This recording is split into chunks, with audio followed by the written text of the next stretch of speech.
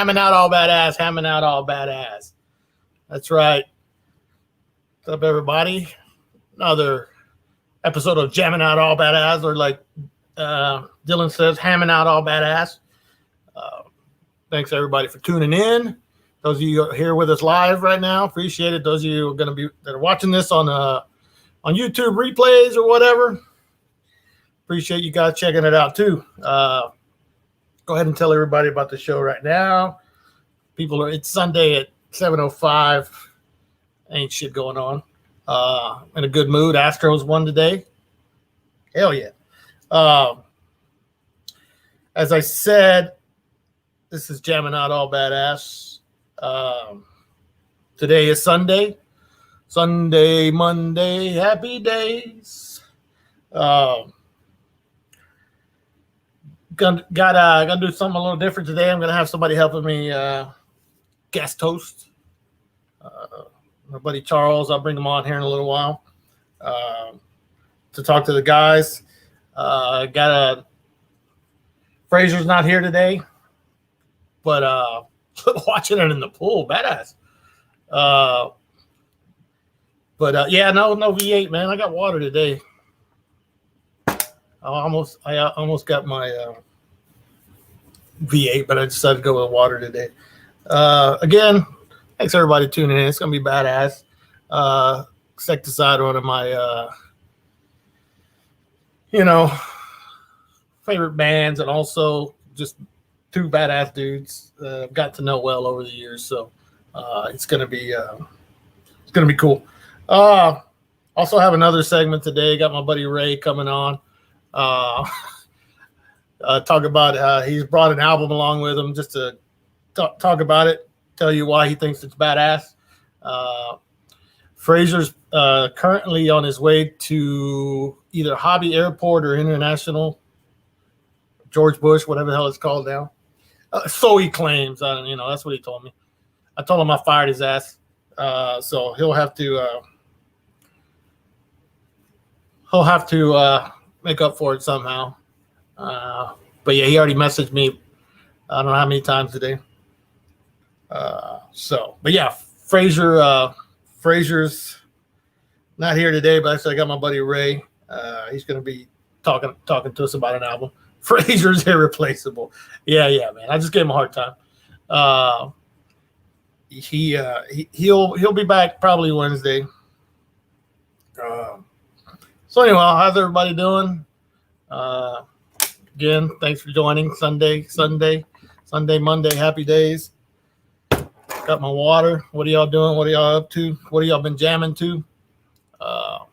What did I jam? Well, I've been jamming, kind of doing my homework and refreshing my memory. I've been jamming a lot of Insecticide. And also, what else did I jam today? Shub Niggurath. Probably some Bad Religion. I can't even remember. But yeah. So again, thanks to everybody that's been sharing the videos, the flyers, and all that. It does help a lot. Thanks to everybody that's subscribed already. If you haven't yet subscribed, please do so. It doesn't cost anything. If you got a YouTube account, all you got to do is just click the subscribe and click the bell, and you'll get the notifications. So it's pretty easy. It doesn't cost you a damn thing. So yeah, click that subscribe button. What else? I'm trying to slow down a little bit. Usually I get in a hurry on this part, so don't want to miss anything. So anyway, again, I guess we'll go ahead and get started. I'm gonna bring Ray on here with me right now. Wait, that's not Ray. That's Charles. There he is. There you are. What's up, Ray? What's going on, man? So like I said, Ray's got an album he wants to talk to us about. He had mentioned one album, and I had everything ready and everything, and he's like, last second, hey, I got another album. Oh, okay, badass. So being the technical wizard that I am, I was able to find a photo real fast, so no big deal. So And I haven't been putting up any of these things. Let me put this thing. So yeah, just go, let me pull up the photo. Let me pull up the photo. And most of y'all, guarantee nobody's heard of this, except maybe me, Ray, and a couple other people. But so all right, so this is your album. Let Her Rip. Oh yeah, that's it. I guess I'm like a second-rate Frasier or something, huh? He's irreplaceable, huh? He's irreplaceable, apparently. No, yeah, I was going to talk about Impaled Nazarene's Old Corpse Nors, and but I was listening to this yesterday. I got it in the mail maybe Wednesday from a trade. Yeah. I guess some dude in Austin, Breathing Problems Productions put it out. I guess it came out this year. Huh. It's I mean, if anybody knows, it's a Tracy Lords Loves Noise demo put on vinyl. And here, let me see that again. Check it out. There you go. Tracy Lords Loves Noise. I know that very well. I have that tape right behind me somewhere. So. Yeah, you mentioned it. You mentioned it a while back on your little demo segment or whatever. Oh, yeah, I sure did. Right about that, I forgot. Probably laying somewhere in the rubble. Yeah, I had it on tape. What, the late 90s? I forgot who gave it to me. I think it was either maybe Andy Threeleg or I can't remember. But when I got the tape, I'm like, this shit is fucking. Well, when I saw the cover, I'm like, this got to be dumb. This is probably this. I mean, really, the cover art was just thrown together. I thought it would be, the track that he's like, hey, I make noise, he playing his guitar and whatnot, That's what I thought. This is what I thought it was going to sound like. But after giving it a listen, oh man, I had to listen to it like twice that day because it just fucking funny, hilarious. Oh shit.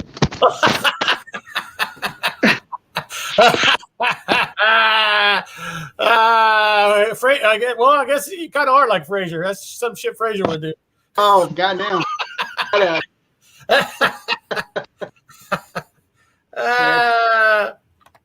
Not very secure.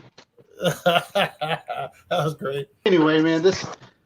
So what is it? What is it? For everybody that doesn't know, what is it? Is it like? Is it? Tell them what it's out. What does it sound like, or what is it? Well, this is the image I get. I get some 15, 16-year-old kid sitting Indian style in his bedroom with the fucking $4 Casio keyboard and fucking harmony guitar. Yeah. Just the keyboard takes like fucking 18 D-sized batteries, and he decides to make a demo before his parents come home from the grocery store. Yeah, good. Right on, actually. He throws all this shit together, and it's him talking shit, angry, yelling at the fucking tape recorder about how shitty the scene is. Yeah. And then in every single song, his lyrics are the same. Die, poser, fuck you, this and that. But his little monologues, he has a song titled, toss me a fucking beer, and then he goes on about somebody who wants to have a beer with his friend, and the other guy's like, no, I don't want to. What are you, a poser, this and that? And then he goes off on this noise tangent. You fucking poser. What you want, fucking beer? One fucking beer. Hell yeah! So it's basically just goofy noise made with basically the cheapest equipment you can find. Exactly. It fucking rules. It fucking rules. So. But it's genius, man. It's just like I agree. Tracy Lord's Love Noise. You guys can find that. You can find that on YouTube. On YouTube, listen to it, fucking laugh your ass off, or annoy your neighbors or what. You're either gonna like it or you're gonna hate it. There's no in between on that. Yeah, not that Tracy Lords, Charles. Not that. Well, actually, that's who they're talking about, but she's not in the band. She's not in the band. So, yeah. All right, cool. So there you have it. Go check out the Thy Feeble Savior. Listen to me. Yeah. Go check out Tracy Lords Love Noise on YouTube. Check it out. It's goofy shit. I mean, I love it. We both love it. So anyhow, well, cool. Really appreciate it. All right, brother. Later. All right, so there you go. All right, so let me go ahead and bring on Charles. What's up, Charles? Hello. Doing all right? Trying to recover from the wedding. Oh yeah, that's right. Charles was at the Texas Chainsaw Massacre wedding yesterday. I was up past my bedtime, man. Yeah, I know. Charles, if it's 9:15 and he's not asleep, something's wrong. So anyhow, all right. So, Charles is gonna just kind of join us here today. Talk to these guys. So I'm not gonna waste any more time on just me talking and talking. So, our guest today, I guess, coming to us from Los Angeles. They formed the band Insecticide back in '86, right, Charles? That's right, '86. Yeah, that's what the shirt says. Yeah, yeah, that's what the shirt says. Yeah, yeah. Unless it was a misprint, then. But yeah, they were from Los Angeles thrash scene way back in '86, and they've both been in other bands, throughout the years. But Insecticide is pretty much their band. When you think of Insecticide, you think of these two guys. So, like I said, two of the best dudes ever.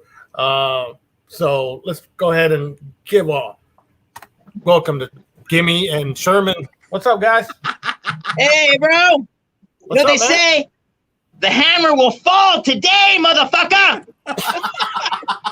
Hey, Charles, in that shirt, it is a misprint. The first one said 1956, and Fonzie was on the back going, hey. Actually, this year would be our 35th anniversary. Insecticide has never broken up, ever. We've done other things, but we've never stopped it. It was always there, laying there when we wanted to do it. If we don't want to do it, if Sherman and I aren't feeling it, we don't do it. It's not like we're paying our mortgage with it or anything. So we just, when we want to do it, we do it. We roll with it, baby. Yeah, going back to '56, is that the year you guys were born or what? Actually, I'll be 56 next year. There you go. There you go. I knew there was some kind of tie-in. You guys are fucking smart. Hey, we got stories about Charles too. Oh, dude, I got a doozy.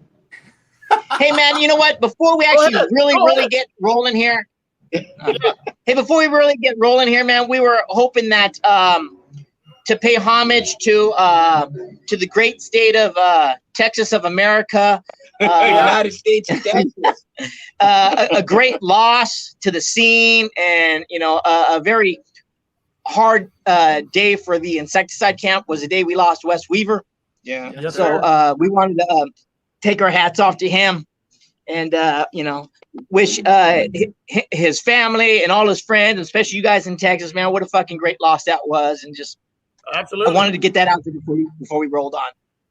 Awesome, man. I appreciate it. I know everybody that tuning in appreciates that too, man. That's cool. That's cool. Cool. I guess another. Yeah. Oh, absolutely. One more thing we wanted to cover was I was able to tune in last week during work when I was supposed to be working, and I listened to the King Fowley interview. And with what I just said about Wes and King Fowley, a lot of times you don't get to really celebrate the people till they're gone.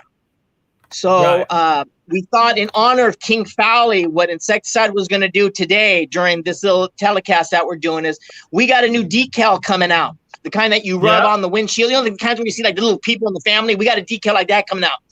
We want to play a little game today with everybody that's tuned in. So this is a live game. So you got to pay attention. You remember that game where you could guess how many jelly beans were in a jar? Yeah. Well, the game we want to play is called King Fowley, the man, the myth, the legend. So every time that motherfucker's name comes up throughout the course of the podcast, whoever gets closest by the end of the telecast, we're going to send you a decal. And I'm going to keep tabs here on the King Fowley scoreboard. All right. So starting right now, 3, 2, 1. Whenever you hear the word or anything about King Fowley, there you go. There's one. And by the end of the session, we'll find out how many times will we say King Fowley's name. Will it be 10 times or will it be 86 times? So you get your pens and papers and pads and keep your ears open and you listen for the word King Fowley. That's 3. All right. So anyways, maybe we can continue on here. And then when everything comes up, that's funny. And he's the butt of all jokes or whatnot. Or if we go down memory lane, you know, we'll go from there. Does that sound fun? If not, say no. Hey, if it's a great idea, it's my idea. If the idea sucks, it's his. Yes. Hey, well, we already have 3 wrong answers. 67. Well, I don't know. It might not be. There are 28 and 42. Well, you have to watch the whole telecast. How many times will we say King Fowley's name? 4 times. Write it down. Make a note of it. We know Charles. You know Charles will do it right because he's the only guy that ever walked up to us at a gig and actually broke down our own songs to us in theory. And we were looking at each other going, what the hell is this guy talking about? This guy's a freak of nature. Hey, check this out. So must have been like 10 years ago. We're coming back to town. About 10 years ago, we were coming back to town, and I called Charles, right? I said, hey, man, we're coming back. He said, oh, yeah, I heard. And I said, hey, man, don't tell anybody. I go, but, you know, it's all secretive, you know. We're going to open up with Overpowered. And, you know, there's a little pause on the phone, and Charles goes, is that the song that starts in the A minor Phrygian Maximilian scale? And I went, it goes, let. That's a nod to Charles. That's a nod to Mr. Charles because he's very astute at his guitar playing. Let me ask you this: was that riff written before the Meow Mix song or after? Yeah, I think at the same time. I was up late one night watching TV. Wasn't Meow Mix was like from the 70s? I mean, I believe. So you guys basically ripped off Meow Mix. You heard it here. Absolutely. Hey man, you know, absolutely. We're busted. What can we say? What? Someone call the cops. Hey, if you got something, if you got another riff for us to steal, let me know. Yeah, I got plenty. Hey, maybe King Fowley can write us a riff. That's 6. That's 5. Don't be giving away the shit. You're not supposed to give away the game. I know Francisco just wrote it down. Don't tell him how many times you say King Fowley's name. Oh, yeah. All hey, right, but you know what? Listening to King Fowley the other night, dude, that guy has a Rolodex of information in his brain, dude. I can't even remember where I put my car keys. I can't even remember our songs, and that dude knows it all. Yeah, I know. He's bright, super bright. He's one of a kind. Brother, one of a kind. All right, so what's going on? Are you guys actually got anything going on with the band currently? Well, okay, so I always, okay, first of all, Sherman and I are like brothers, but we're not actual brothers. We're not the Ramones. So when it comes to Sherman and I, there's nothing that we don't like poke at each other for, okay? Nothing's off the table. So he's doing his own thing right now. He's doing a side thing he's always wanted to do. I give him crap about it constantly. I call it the gay version of Tommy, you know, all whatever. But he's doing that. He's finishing up. We're going to probably pop in and out and just get the set back to where it needs to be. And then nothing guaranteed, but probably Texas in March, but we haven't like, you know, it's not done yet. It's not ready. So with what happened last year with the pandemic, you know, it set everybody, not just us, it set the whole world back and bands and whatnot. So, you know, we're just doing our own thing. And Hey, Sherman, I don't mean to cut you off, but yeah, the pandemic, can y'all come get everybody that came from LA to Texas, take them back with you, please? There's a shitload of y'all over here right now. Yeah, I know. Dude, did you know? You know that Texas is the #1 spot for people leaving California. #1 spot. Yeah. It started with Joe Rogan, and then everybody just came along. Yeah. So anyway, Would you agree that all this pandemic, really, we really only have one band to blame for this pandemic, and that's Slayer. They quit in 2019. 2020 went to shit. See what they never retire, man. Just don't do it. If I had my way, I'd blame it on King Fowley. Oh, you're getting up there. Hey, well, Hey, man, what better way to spend a Sunday afternoon than for me to get a beer from my fucking buddy? I just don't get 24 ounces. I get him 25 ounces. He's going to put it in his insecticide koozie. And what's he drinking? Insecticide lager? No. Well, Charles, I'm glad you brought that up. Because about a year and a half ago, 2 years ago, we came up with another product. It's Insecticider. Hold on. It's 7% champagne yeast. It's green. There you go, Insecticider. And if you read it, it says aged thrash metal, aged to perfection. So we have these for sale if you're interested, but I'm not here to boast that. But I would like to say that I was able to keep it in my insecticide cooler.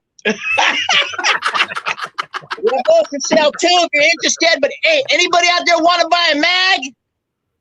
Yeah. Hey, Sherman Simmons over here. If anybody wants anything, you can get a hold of them at if you're on Instagram, like it says on the bottom there on the little ticker. You'll see my little ticker scrolling down on the bottom. Can you? I don't want to look at the ticker, bro. Yeah, Insecticide official, right? That's where everybody goes on Instagram. There you go. So if anybody wants anything, I don't know. I don't handle that. You'd have to ask Gimmi. Yeah, that's it. Just have them go there, and anything important, I'll keep from them. Yeah, and if you have a hard time finding us, just call King Fowley. Yeah. Because King Fowley knows everything. Oh, damn, they're adding up. Hey, King Fowley can tell you what size rubber Schneider likes to wear with reservoir tip or lube. Hey man, here's a little tip. Here's a little tip, Francisco. Yeah, come on. Talk about reservoir tip to this tip. No, Booyah! here's a little tip. Keep talking, man, or else he's gonna keep talking. And No. Nobody. Hey, I've learned a little trick since I've been doing these shows. Wow, check it out. All right, so Buried Alive Records. Right. All right. Oh, that's awesome. Awesome. That's Billy Robert. Yeah, so talk about what Buried Alive Records, which is our buddy Billy. He started up a label just basically to reissue your guys' shit. So talk a little bit about what's going on with the album. Well, first of all, it's well known that Insecticide we don't have a lot of material that we put out over the years. All right, we don't put out a bunch of stuff because honestly, if we don't like it, we're not going to do it. We'd rather just let everyone listen to the old stuff because I see a lot of these old bands come back with new albums and it's terrible. And it's just like they're forcing it. It's just, it doesn't, I can't listen to it. So we if it comes out, we write something, it might be one song every 3-4 years, but we like it and we play it for everybody. If you like it, that's cool. Now, this is basically a lot of old material on this record. See, we're like the thrash metal Guns N' Roses. They've only put out like 3 albums over 30 years. And look at them, they're out making millions of dollars. So I think we're onto something here. Yeah, there's definitely quality control with this band, like Gimmi said, there are songs that we've written that we don't play, and that's just the way it is, It always seems like when we go somewhere, we're always pressed for time or whatnot. And, we kind of just play the songs that everyone know. There's no way we could sit down and play Unkind. We just wouldn't do it. But you never know when that day might transpire. And I have a request for the next set. Play Buzz. Yeah, we'll do that one. Hey, you know what? And get Billy Robert to play guitar. Yeah. See, the only reason that we don't do that song is because I refuse to do it. And I'm not saying that I'm all powerful. We each get a veto, and that's my veto. But we'll crank it out. Just before I forget. Yeah. I've got 3 notable bands that I'll never ever say the names out loud. But I've been forwarded emails from certain bands that have talked crap about us, and they know who they are. That's all I wanted to say. Boom. Okay. Yeah. Well, all I know is Rick Garson's right. He said Phobia is a sick fucking song. Goddamn right it is. Thank you. Well, thank you, man. We appreciate You know, that. you want to know the information behind that song is we used to practice in Vernon Studios. You guys have one in Houston. I think you call it Francisco Studios. We always called it Vernon Studios. My No studio. affiliation to you, though. Right. It's not called Pancho Studios. I am the owner and proprietor. Yeah. Yeah. So this is the truth, man. We had Sherman and I lived there at some point, right around the Whittier earthquakes. If you look up the Whittier earthquake, that'll give you the year it was. Now, like Sherman would take off. I'd be in the room. He'd come back. Oh, I was hanging out with the Rastafarians, or he'd like Sherman's kind of a guy that really talks to everybody. I talk to one or two people for hours. He'll talk to 150 people in 1 hour. That's just the difference between us. And so I used to go off and go upstairs and hang out with LSN, which was Vermin. They turned to LSN. If you look on some old Possessed and Exodus and Slayer flyers, you'll see LSN on there, or Vermin. I think it was Vermin. Those are good friends of ours. So we were up there, and so I was hanging out in Détente's room one time, and Dawn was great. Oh my God, she was the most hardcore down like metal girl. Like she knew all of it. She knew all the band. I mean, she was knowledgeable. She was it was not fake with her. She was a metal chick. She was real cool. She was always cool to us. So anyway, that was when Ross was in the band. Ross went on to do I think Biscuit a lot of producing and stuff. Oh, Ross. So whoa, don't ever say that. Don't ever say those two words on my show ever again, please. I know he won't. Sherman won't. So anyway, so I'm up there. There, right? So I'm up there and they're doing a riff, and it wasn't anything like the riff that I came up with for Phobia, but I was inspired when I walked out of that room, man. Really? I was like, these guys are bad. The drummer, I forget his name now. Dennis. They're just bad, dude. They're smoking that room up, dude. They were just top-notch players, dude. You know, and I was like, damn, dude, I am sucking it, man. I got to go down and practice my guitar. This is bullshit. I can barely play 4 of those notes that he just did, right? So I went downstairs and I went in there and I started playing, and that's what came out was Phobia. It just came out of that whole of not being very how do you say it? Very confident. I wasn't confident. And so, you know, I was like, damn, dude. So I got inspiration, lack of confidence, but like huge inspiration. Yeah. And that's what came out of it. And to this day, Sherman, you know, wrote all the lyrics and he helped, you know, some of the riffing in there. And we work together. That's how we do it. We bring in something almost done, but there's always room for a little more. So that was, you know, I was his on other songs that he wrote. I was that guy, but on this particular song, he was that guy where he helped me nurture it and, you know, get it where it needed to be. We fought about it though, but we still fight about it. We still do. So that's where that song came from. So I have to thank Détente and Don and Ross, who never really got to know him. He was not really a guy you would hang out and talk to that much. Maybe he might not have been in the band at that point. He was like the Frasier. Yeah. So anyway, that's what a song. So inspiration is a weird thing, and it comes from weird places. So that's it. So more like Frasier and less King Fowley, right? Oh yeah. Hey, it's only when I say it or he says it. Oh, okay, my bad. I was trying to join in on the fun, man. So when let's go way back. Something I like to ask everybody is before you even started listening, or I guess choosing what you wanted to listen to, what kind of stuff was playing like at your houses whenever you were growing up? What kind of music would you hear around the house? Like earliest memories of music. Truthfully, okay, my parents got divorced when I was about 5 years old, and like the next day I had like stepbrothers and sisters, so we ended up moving in with them. And my older, you know, I was 5 years old. Now I have brothers that are 15, 16 years old, and you know, they were playing Led Zeppelin, Cream, Hendrix, The Who. So from a very young age, I've been close to hard rock. And as they moved out of the house and the years went on, you found the Judas Priest, you found AC/DC, you found Kiss, and then then I found like Iron Maiden and stuff like that, and then things started getting a little bit heavier, Venom and Slayer.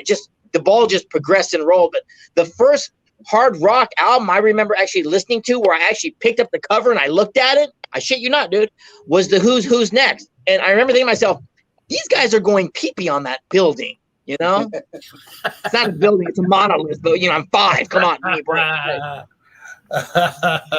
What about you, Gimmi? So for me, my big brother Russ, and this is how I remember it. He may say you're completely wrong, but he's not here. So I'll say it, he's wrong. So I got an album, and I'm gonna say it was 1976. Partridge Family's Greatest Hits. But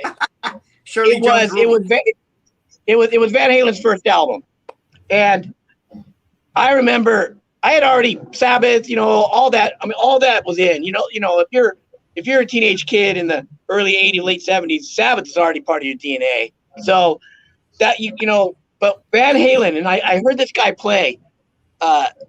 Fortunately, we lost him not too long ago. But I heard this guy play, and I went, "Oh my God! One of two things is going to happen. Either I'm going to start trying to learn how to play right, or I'm going to just put it down and walk away right now." And that's it. And then for me, it went Motorhead, punk. A lot of the punk my brother was listening to, all that kind of came in.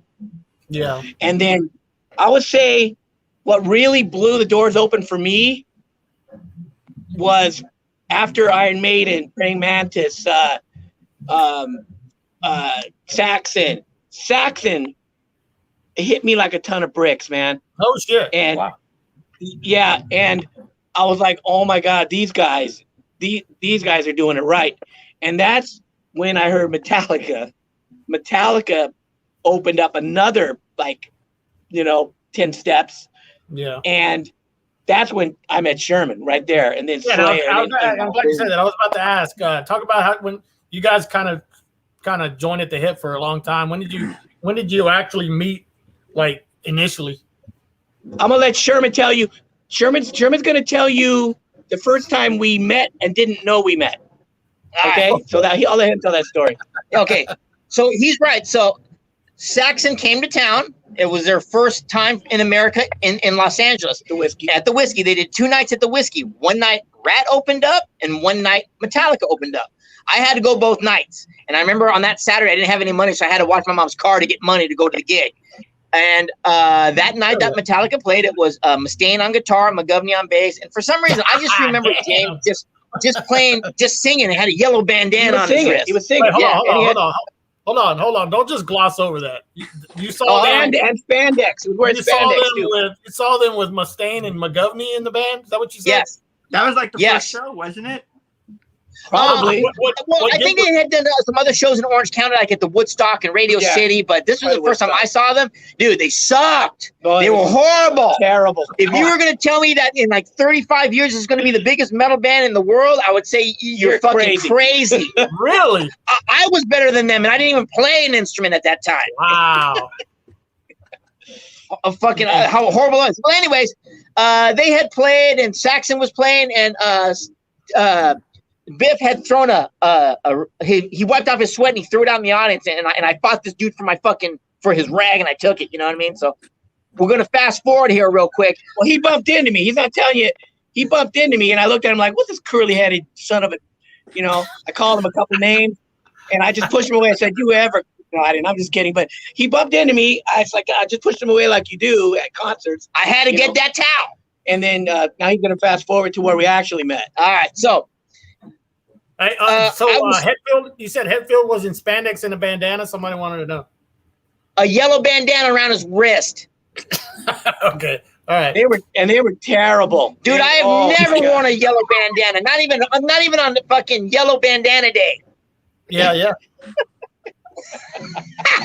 Is there a yellow bandana day? Because I'm not seeing it. I don't know. Someone asked King Fowley. You know there is. Yeah. Who do we ask? King Fowley. Oh, okay. You guys better be keeping up. All right, so I'm working at this this fast food joint. I'm flipping hamburgers and doling out French fries, and this little punk rock kid came up to me, and I had this little guitar pin on my vest of a Flying V because that was my stab against the establishment that they weren't stop me who I was. And the kid says, "Hey man, you play guitar?" And I'm like, "Yeah, you know, I play a little bit." And he's all, "So does my brother." So I just figured I might have knew his brother because I knew a lot of people in my area, right? That were like the metalheads. I figured the guy's got to be metalhead. The guy knows a little Flying V. And I'm all, "Ooh, who's your brother?" And he's all, "That guy over there." And he pointed at the orange Formica tables. And I, as fitting and fairy tale as it may sound, I looked to my left, as I do now, and Gimmi's sitting there, right? And I'm all, "I don't know that dude. He doesn't go to my school. You know, I never seen him at any parties." So I went over there and I spoke with him.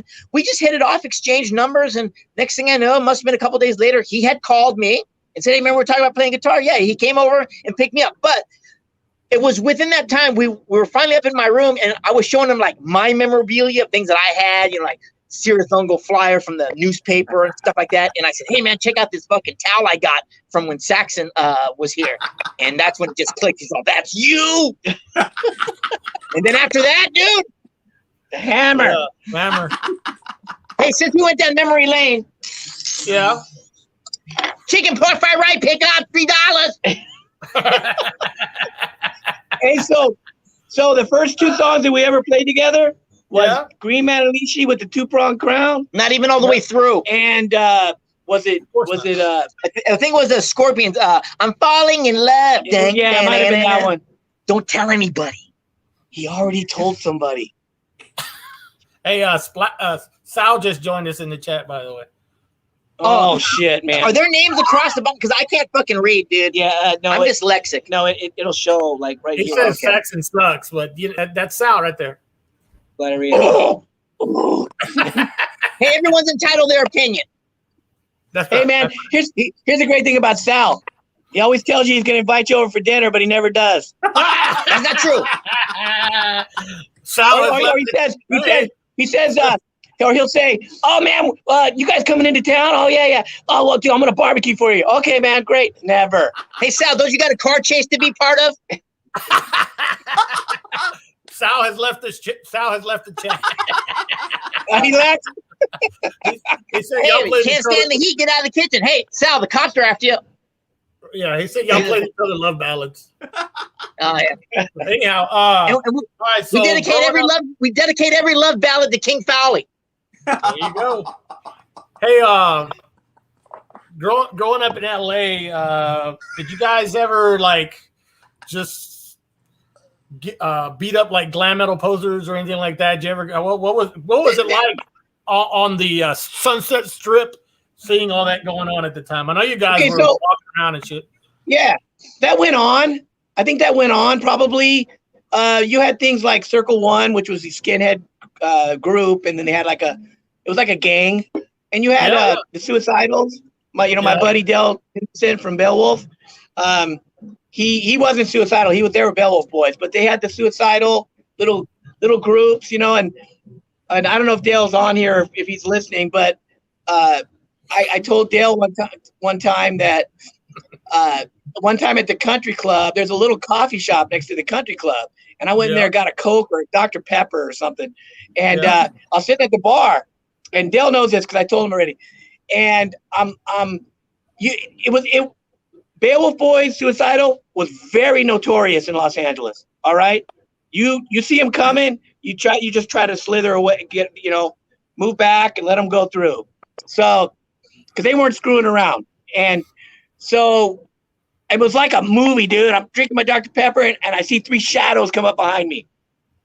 And I'm like, oh, shit. So I turn around. It's Dale, another buddy, and then a friend of theirs at the time. His name is Dirtbag. He's no longer with us. He's no longer with us. I don't know. Well, dude, he meant business, man. He was a scrapper. Yeah. He wasn't afraid of nobody. So he looks at me, man. Now you have to know Los Angeles to appreciate this story. So you've got Venice, suicidal. Culver City, they don't like each other. All right, Culver City and Venice really don't. So if you say you're from Culver City, be ready because you're gonna get the beating. So I lived in El Segundo at the time, so I went. They go, where you're from? I went. El Segundo, like And he looks at me, goes, all right. And then he orders his whatever, and they walk away, man. And I told Dale later, and Dale goes, damn, you were probably this close to getting a beating. Damn. But you said El Segundo, so it saved me. So that's that story. But yeah, there was a small little time where the glam came in, and then the punk was still around, and the metal was still up there, and there was stuff like that. But honestly, we never judge anybody, man. Do what you got to do. You know, we're just gonna go do our thing. That's that wasn't my scene. You know, even if you didn't like the glamours, whatever, you might yell something from afar, hey, fucking queer, or whatever. But you know, I'm not a fighter, and anybody that knows me, dude, I'm not the tallest dude. You know, I can be in a smart car, and it's a stretch limousine for me. So that's just not my thing. We call it middle feller. Hey, we got another old friend of yours, Ruben Cantu, joined the chat. He says, all right. Can you just email him the end of the story? Where'd it go? Where is he? Story. I don't email. Hey, we saw we've seen like Dark Angel on at the whiskey. Is Paul now. Possessed, Dark Angel at the what was that theater off of Vermont? The Balboa. The Balboa. Oh man, dude, these are all famous. If you go back, look at flyers, you'll see Balboa, Fender's Ballroom. These are all Celtic fraud, whatever, however you want to call it. They were at the Fender. Yes, I know. Yeah, and oh my God, dude, talk about. Here's a great story about Tom Warrior. So we see them. They look like giants, man. To me, I see them on the posters. You know, I never saw them yet, right? And they're like, oh, look at these guys, man. These guys are 10 feet tall. So we see them. I think they played with Violence. I'm not a big Violence fan.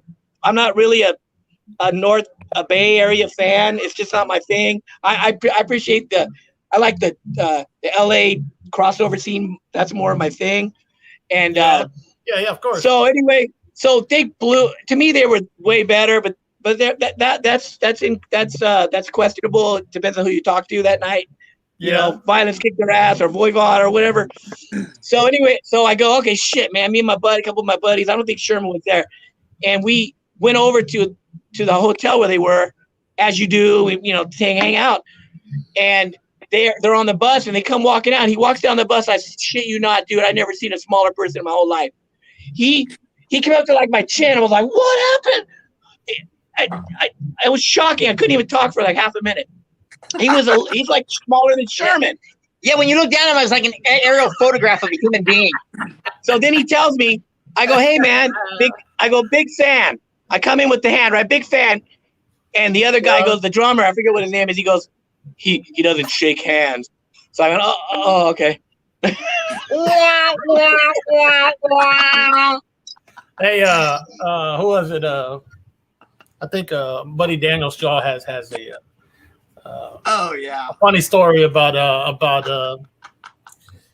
Tom Warrior. Tom? He kind of threatened to kick his ass one time or whatever. But anyway, watch the episode with Daniel on the channel. He tells a pretty good Tom Warrior story too, just like that. So does everybody have a Tom story?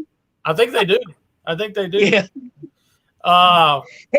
Hey, but you were talking about the scene, we were very fortunate that we were here at a time when it was going like from like hard rock, heavy metal, and then it started branching out to everything else. We got like some speed metal in there, and then thrash, and like just nowadays it's just like so many subgenres. But there was a time Gimmi and I used to go out all the time, and we would go. You would call it networking. Back then, it was just like, let's go to the gigs, and we were looking for bandmates and people. Right. We were very like-minded, and we saw Gene Hoglan play in Warlord before he was in Dark Angel. And I remember when Gene walked by and he sat on the drums and he was playing, I told Gimmi, man, if we get that guy, we'll be good.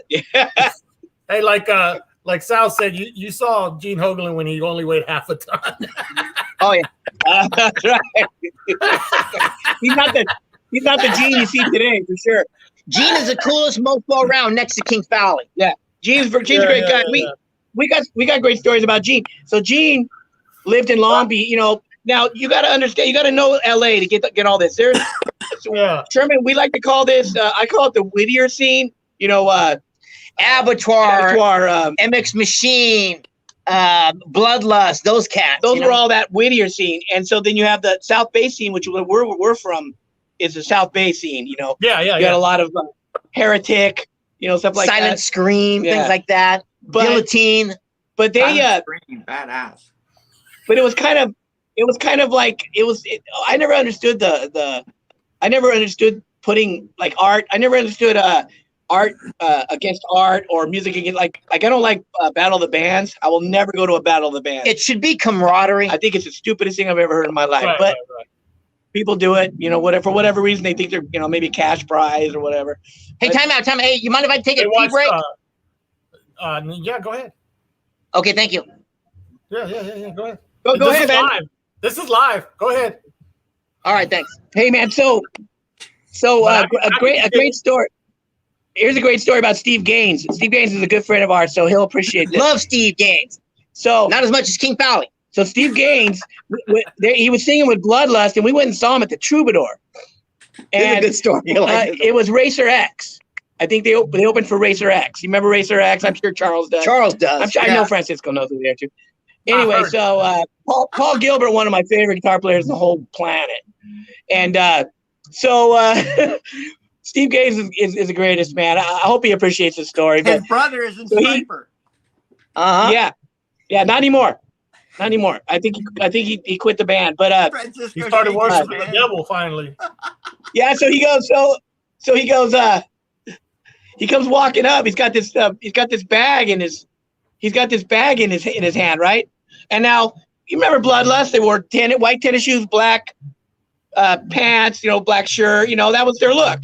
So he comes out on stage, and we're looking at him, and me and Sherman look at each other and go, he's wearing the exact same thing.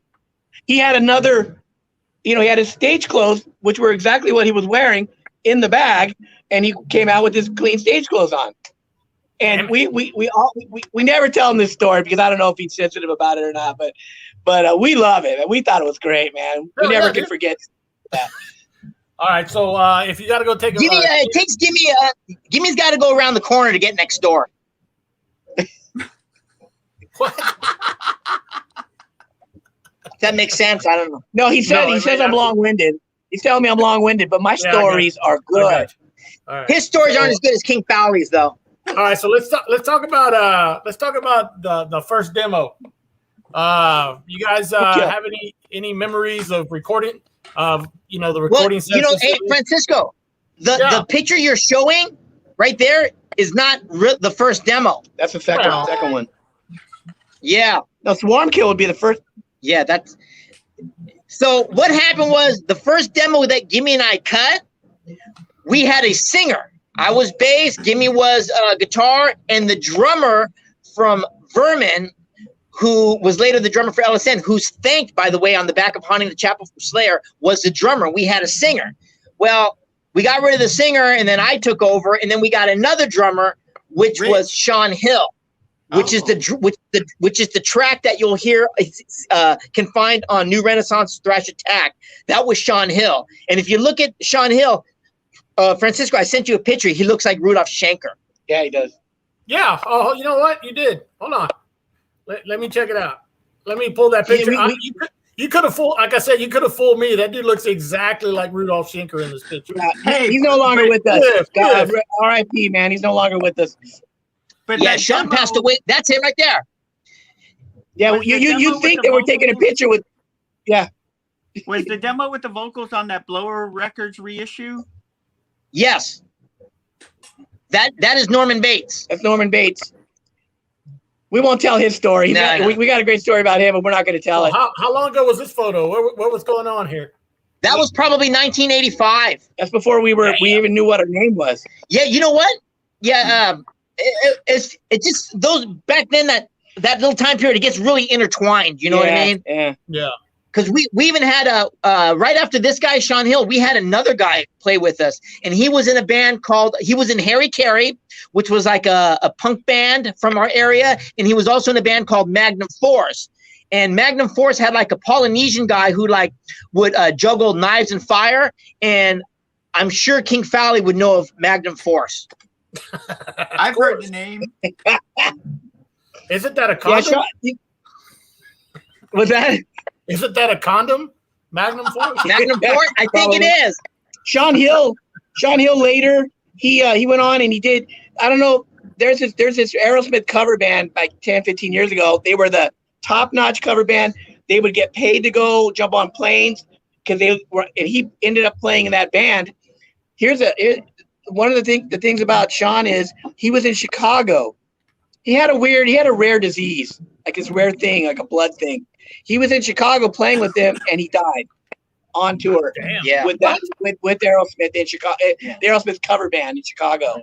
It's a Damn. bummer, you know.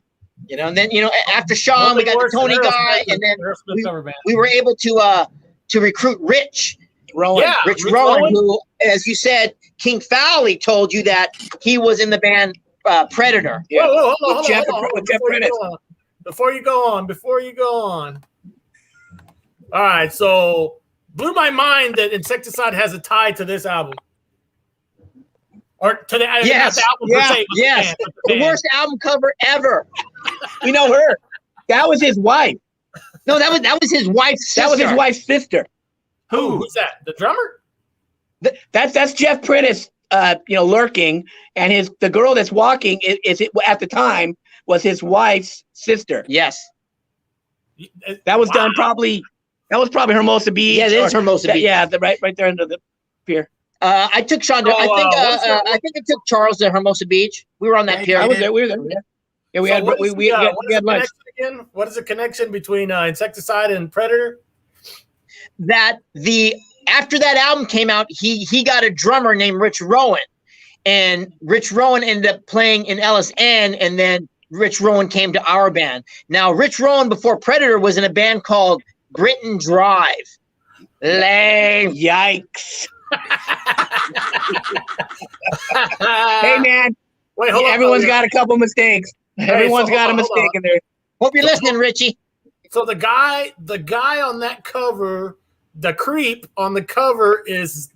Hold on, where'd it go? Jeff Prentice. I know you sent me the That's Jeff photo. Prentice. I'm trying to find it. That's Jeff Prentice. That's the guitar player singer. Is that the same guy right there? Yes, that's him. Yeah, that's Jeff. Yeah. See how tall he is? Yeah. That guy's like 5'4". Fantastic guitar player. He does a Judas Priest cover band. What cover band? He was doing a Journey cover band. The Journey, guy's really talented. Dude, Very check this good. out. Remember how I told you that Gimmi and I would go to all these gigs? Yeah. We ended up going down to Orange County when I was like some fucking heavy metal Wednesday, and we went there, and I shit you not, dude, there was this band called Megahertz. Oh, dude, they were hurting. They were awful. But Jeff was in a band. They had just moved from Hawaii, and they were in a band called Deliverance, and we saw them before he did Predator. Excuse me? No, the Christian band, Deliverance? Is it there? No. They were just Deliverance. That was another. Oh, no, I'm sorry. Deliverer. Deliverer. Yeah. No. Deceiver. That's right. Yeah. It started with a D, damn it. It takes him a while to get. He has to circle around. Takes him a while to get back to the story. It reminds me of no offense, but it reminds me of Dumb and Dumber. Samsonite. I was way off. Hey, no offense. That's pretty much our whole relationship. Yeah. So this guy is a creep guy on the cover of the album. That's amazing. Thank you. Yes, that's him, and that's his wife's sister. Yeah, and that's the lady on the cover. That's her these days. Next to him. That's his wife's sister. That's his wife's sister. Yeah. Her name eludes me right now, but I'll think of it. I mean, this was 30. I don't know. Oh, dude, 30 years ago. Oh yeah, this is mid 80s, dude. That's amazing, man. They That's used- amazing. Yeah. My hair wasn't gray back then. But Rich Rowan, we used to have this little place over there. I live in my house is in Lawndale, and there's a little place we all used to live with Greg from LSN, Vermin. Rich used to sleep in the garage. Down on his luck at that point, just trying to live the dream, doing all this stuff. So I believe it was after the Whittier earthquake. I think we all became homeless for a short time. And so he was in the garage, and he would sit there, and Rich is a talented guy, man. He's a deep guy. He gets heavy. Like he doesn't take anything lightly. He's like kind of an intellectual. Yeah. But he made up his mind that he was going to play with us. Now, we never talked to Rich because honestly, we thought he was too good for us. We were like, no, we want to start out with someone, someone that on our level that we can all grow together, right? Yeah. Rich, the day Rich came in prepared, he knew all the songs. The day he came in and started rehearsing with us, the music came alive. Yeah. We got better, we got faster, we got tight. We had to keep up with this cat, and he had impeccable timing. It's just like you could feel the pop, pop, ta, ta, ta, ta, when we were doing it. We had another guy who's lackadaisical, may not do the accent hit, whatever. If you want to hear, besides the demos he did with us, if you want to hear a great example of Rich Rowan, listen to Beowulf's Unsentimental album. Look it up on YouTube. That's Rich Rowan on that album. And he is one of the most fantastic drummers. I don't say that because maybe he's listening or we know him. He knows how good he is. And he knows that we know it. It's funny you say that. Let's welcome Rich Rowan to the night. That'd be great. That would have been classic. But he does. I mean, he does have his own. He had his own style. You could tell like he had a lot. Well, he didn't really come from like a heavy metal background. He was a rock drummer that listened to Iron Maiden and stuff like that. But he wasn't really hardcore or a thrash head or anything like that. He played with LSN before us. Now, if you don't, I don't know if you know Greg Jikolovich. He was a guitar player in LSN, Berman. Greg is the self-proclaimed asshole. Okay, everyone knows. He knows it. He's not trying to hide from it. He pretty much worked Rich, I'd say, on the drums. He got him. He pulled out Rich's double bass drumming. I think he made Rich cry several times. But when Greg got done with Rich was a solid double bass drummer. Yeah, I mean, ready to go, ready to rock. Rich, that's when we got. Yeah, he really brought something to the table. It's hard when you get a new member. Yeah, you ever see like the Rush thing where they always call like Neil Peart the new guy? Rich was always like the new guy for us because we're tight, and Rich was part of the family, but I don't think he ever felt like he was with us. I don't know if that makes sense to you. It's tough. It's tough being the third guy in this band. I know what you mean. It's tough. It's tough for Jason. Brian Johnson's the new guy. Yeah, he'll always be the new guy. Yeah. He's the new guy. And he's been in the band for 40 years or whatever. I know. Jason's been with us 10 years. 10 years. Yeah, he's got the longest stint now of an Insecticide drummer. And he'll always be the new guy. Not to us. I mean, he's just Jason. He's on to us. He's on the same level as us. We all enjoy playing with each other, and then everything else is BS. Here's the story I was just telling a week or so. We were talking, and Jason had just gotten into the band, and we were in El Paso, and I said, all right,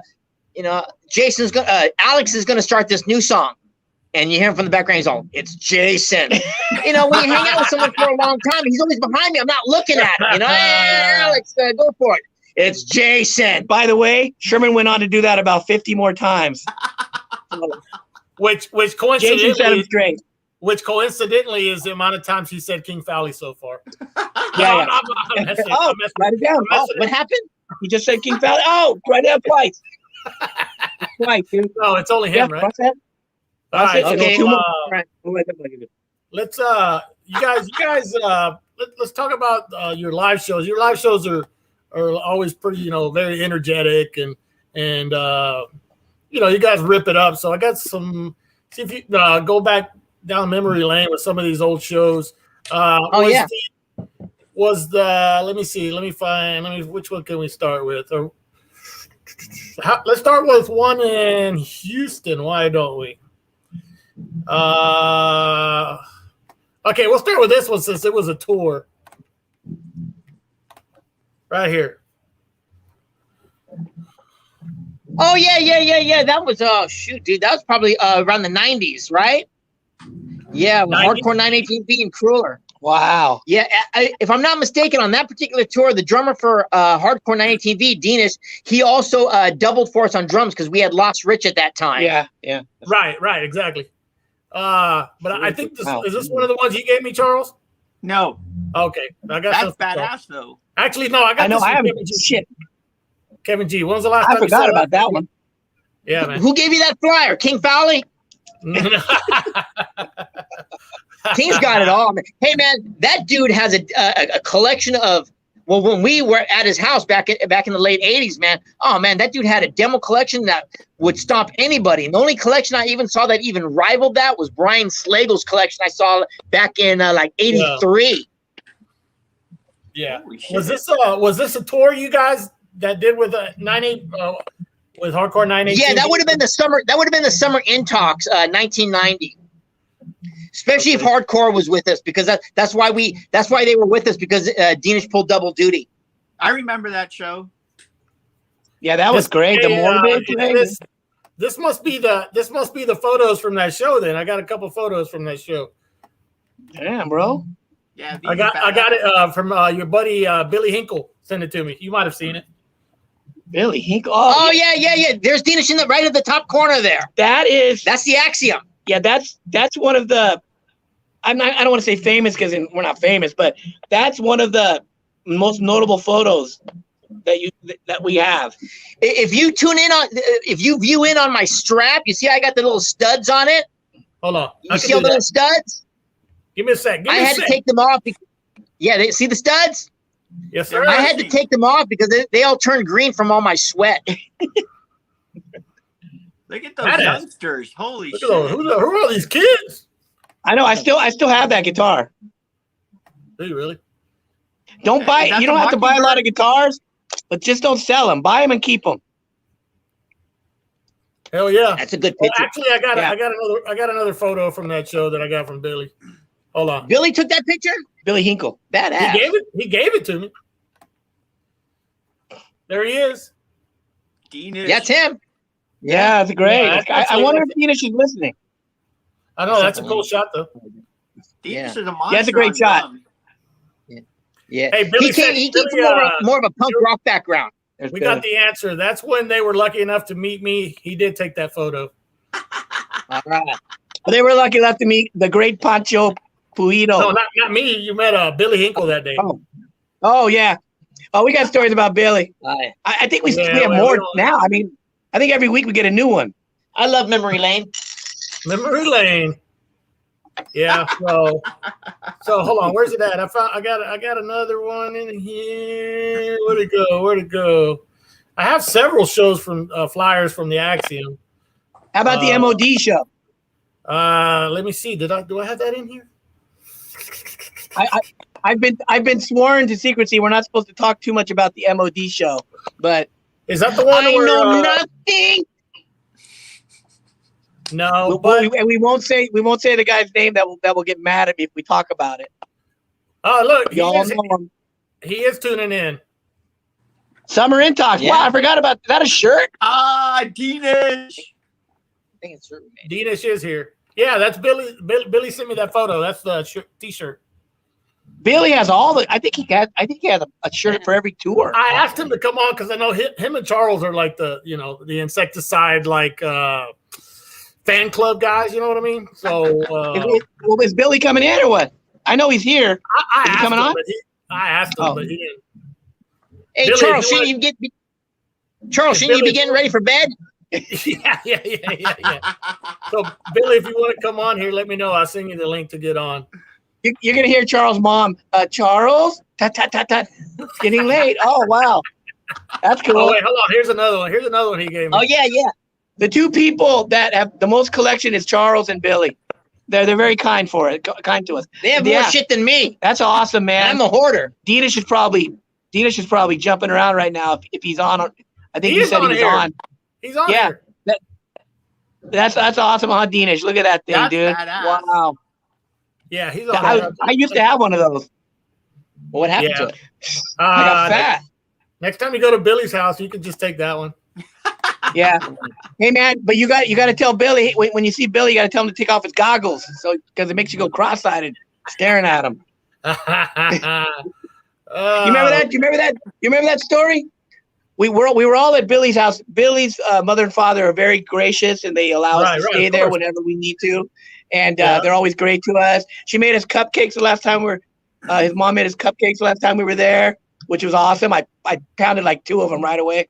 And so we were staying there, and Sal comes over, Ruben, who else was there, man? Almost all the Splatteria guys.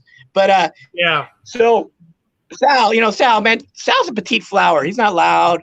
He doesn't make a lot of noise, He's No, a very quiet guy. It's hard to get him to say anything. Right. So he goes in there and he wakes up Billy. And Billy, like, this is what I hear. Billy opens his eyes. I don't think we were there that time. This was a different time. Billy opens his eyes and grabs his glasses and puts them on, right?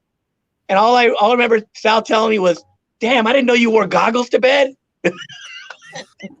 That's the funniest thing I ever heard, dude. Because you never see Billy with glasses. He's always got his contacts in. Yeah, not anymore. Or whatever. But not after that. no, day, but, that's right. hey, this is not. We're not here to roast Billy. Not at least not today. Hey, We don't have that kind of time. Here's an ad. I think I got this from you, Charles. Right? Yes, sir. It's an ad. It's got a Dead Horse and Insecticide ad and a zine. Looks like. It's from. That's this. the Axum. Oh, It's from. No, it's not a show. It's Insecticide. an ad. Yeah, it's an ad. it's from Yes, this sir. lyric book. There we go. Oh, you're kidding me. There we go. It says. Oh, you see the writing? You know who probably did that? You know who did that flyer? Was probably Chris Thomas from Scum of the Earth. That's in a book, though. Oh, it's Yeah, a book? it's in this. It's in a zine because it has it's a Dead Horse ad and it's got Insecticide on the bottom. It looks. I guess that's Thrash Attack 2 and whatever. Yeah. It's a Scum of the Earth lyric book. Yeah, Oh, okay, yeah. Chris. That guy was a creative guy. Yeah. He's the only redheaded guitar player I'd ever met at that point. Yeah. He had a white Jackson with turquoise dots on it. Yeah. He couldn't go out in the sun because he would melt. That's how white he was. You went out at night with him. You didn't need a flashlight. We did a couple tours with those guys. You know what? Yeah, hold If on. we can talk about Dead Horse for a second.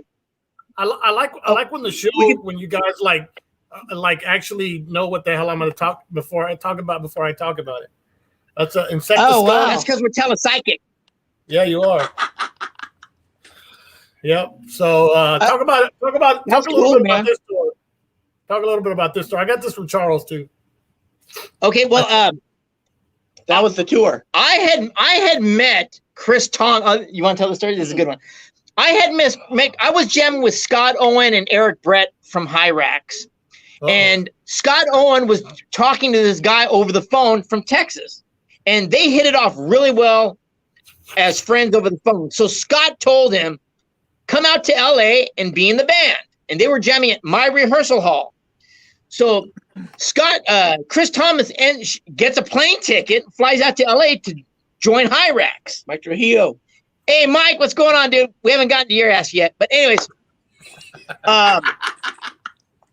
Chris Thomas shows up, and he's a real skinny dude with curly red hair that looks like the guy from The Simpsons, the Sideshow Bob had that kind of hair, right? Was he skinnier than Charles? Oh, dude, he was skinnier than Charles 10 times.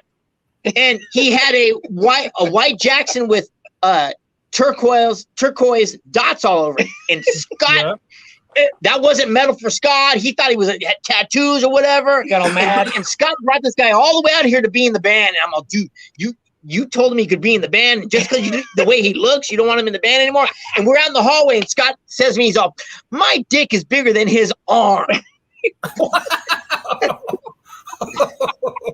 So I had something going on, and it was Thanksgiving. So Gimmi came out to my studio, picked Chris up, and took him to Thanksgiving at his house.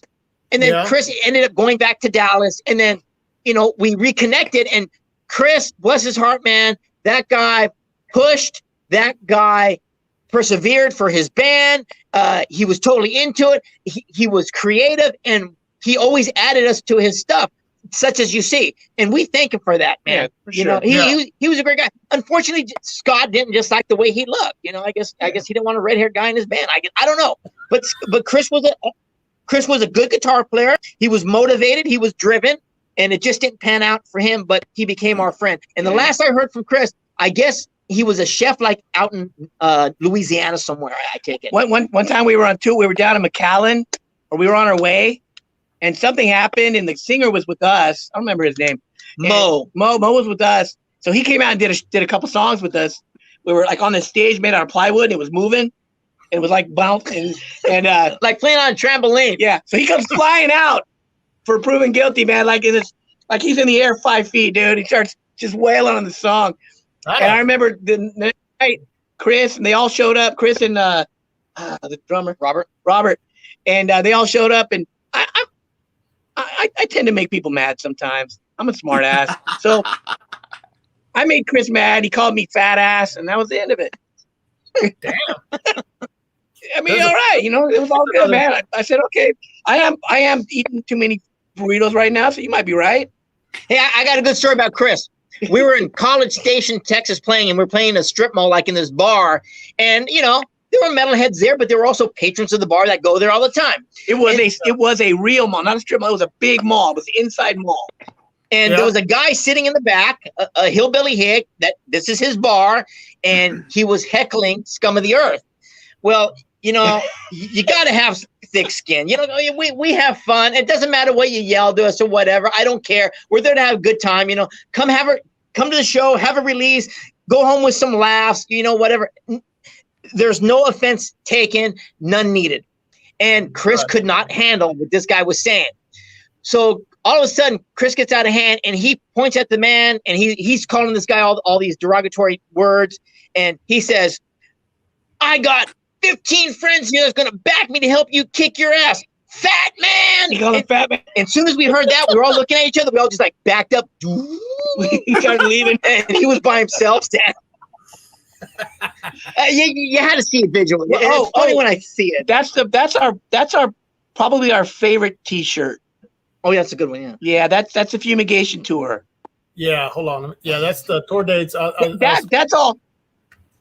By the way, just so like I said, man, Sherman and I, we dig at each other, man. You haven't seen nothing yet. We're only on 2% right now, but that's fumigation. That's all Sherman Jones right there. All the T-shirts. I have that shirt. Yeah, he created all the designs. He got them done, as he still does to this day. He gets things done. I'm not that guy that gets things done. He is. Yeah, but we bat ideas off each other. Hey, well, yeah. It's someone in the band has to do something. You got the guy who carries equipment in, another guy who brings in lyrics. You call him Rich Rowland. I like doing that stuff. I like seeing it going from an idea to on paper to getting an actual something in your hand. I like that, and it's not a chore for me. I enjoy doing it. I am so fortunate that I've been able to be in this band with my best friend and to have the liberties that I have, that I can contribute, that I can say, yeah, those are my ideas, but it's us, you got it is a joint venture, but hey. Well, the ideas come together, but he's the one that actually goes out and makes them happen. That's all I'm saying. I mean, yeah, we love and hate things that we each do. That's just the way it is. Some of the things don't happen because I don't like them. Some of the things don't happen because he doesn't like them. What else you got? Oh, that's an inner sleeve. Sherman, do you remember writing this letter to Charles? Well, that's the letter. What does that say? Hail something? Hail headbanger or something? I can't read. It says, hailing from Los Angeles, California, comes a revolution of speedcore. Speedcore. Okay, well, let me clarify something here. Speedcore. All right. Those guys are fancy. All right. Back then, right? Yeah. And there was even a time we called ourselves power metal. We weren't, not the way you think of power metal now. We just said, power as in being, powerful. Everything was new and really all the directions hadn't been completely cemented in yet. Oh, dude, I still write like a 3-year-old. Oh, yeah. I can't read that. What's it say? Let me read that for you. Charles, sorry for the delay. We had to finish our tour. Then I moved, and to top it off, the holidays are fucked. We order our demos in quantities of 100. Now I'm up to my ears in demos sitting in my room. Thanks for writing and your support. Thrash, Sherman Jones, Insecticide. Oh, there you go. All right. You saved that shit, Charles? Oh, Charles saves everything. It's right here. Well, thank you, man. Hey, is that Oh, memory lane. Hold on. hey, I wonder if King Valley has a copy like that. Yeah, I don't know. I I'm don't sure think he King does. Fowley does. It's So- from January of '89. Oh Oh, shit! fuck. Look at that. Your mom didn't Here's throw all another that one. stuff away yet? Here's another one. Here's another So- one that Charles kept. Oh, that's You're cool. going to have to read that, dude. I can't see it.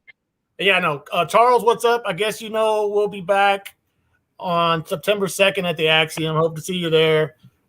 How's life in Houston? I hear it's pretty hot. Tell everyone hey, and I'll see you on the 2nd. Oh, Love all right. Is that when we still claimed we lived in Huntington Park? Yeah, yeah. What's the address on that? Huntington Park or is it Lawndale? It doesn't have anything on it. I didn't. No, have no, on the for envelope. that. Oh, I have no idea. Oh, yeah. I don't know. I have to ask Charles It that. was for flyers like this. Well, if you It look was at on the- back of a If you look at the flyer. first demo, it says Huntington Park, I believe. Oh, yeah. Demise from Portland. Yeah. Oh, we It gotta was go. on the flyer. Oh, yeah. Oh, hold on. You know what? We went under the moniker, I still do to this day, as Nationwide Attractions. Yeah, that was nationwide, right? When we went out on our first tour, I called everybody. And when I called them, I would tell them my name was like Jake Simmons or whatever, and I was from Nationwide Attractions. Badass. And I have this band, Insecticide, and they're going to be in your neighborhood. I would do shit like that. I didn't want to, hey, I'm sure I play bass. We're in a band. I never said that. I always said, I'm from Nationwide Attractions. What's the second band on that? Right under Demise. What's that say? I can't read it. Final solution. Final Solution. Okay. Oh, dude, that was, we played in a record store. That's a Lucky Lager story. Tell me the Lucky Yeah. Lager. So yeah, we play. Oh man, this is a great one. So Sherman always gives away one T-shirt to whoever he feels he does it. Is deserving. Right. So I don't know if this guy. What I'm getting ready to tell you, I don't know if this guy's deserving. So, so we played in a little record shop, and outside beer drinkers like me will appreciate this.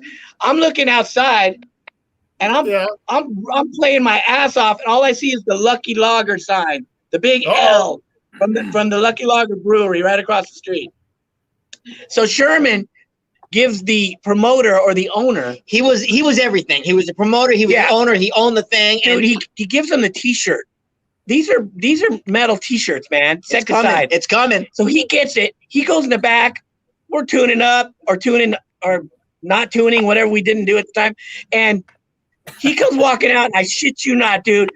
He had it cut into a stomach shirt, and he had the sleeves were and the bottom of the shirt he had them cut like little tassels, And the ribs were showing. and he had the shirt cut off, dude. In 5 minutes it took him to do that. And we were all, what happened? I told Sherman, don't ever give T-shirts away again, man.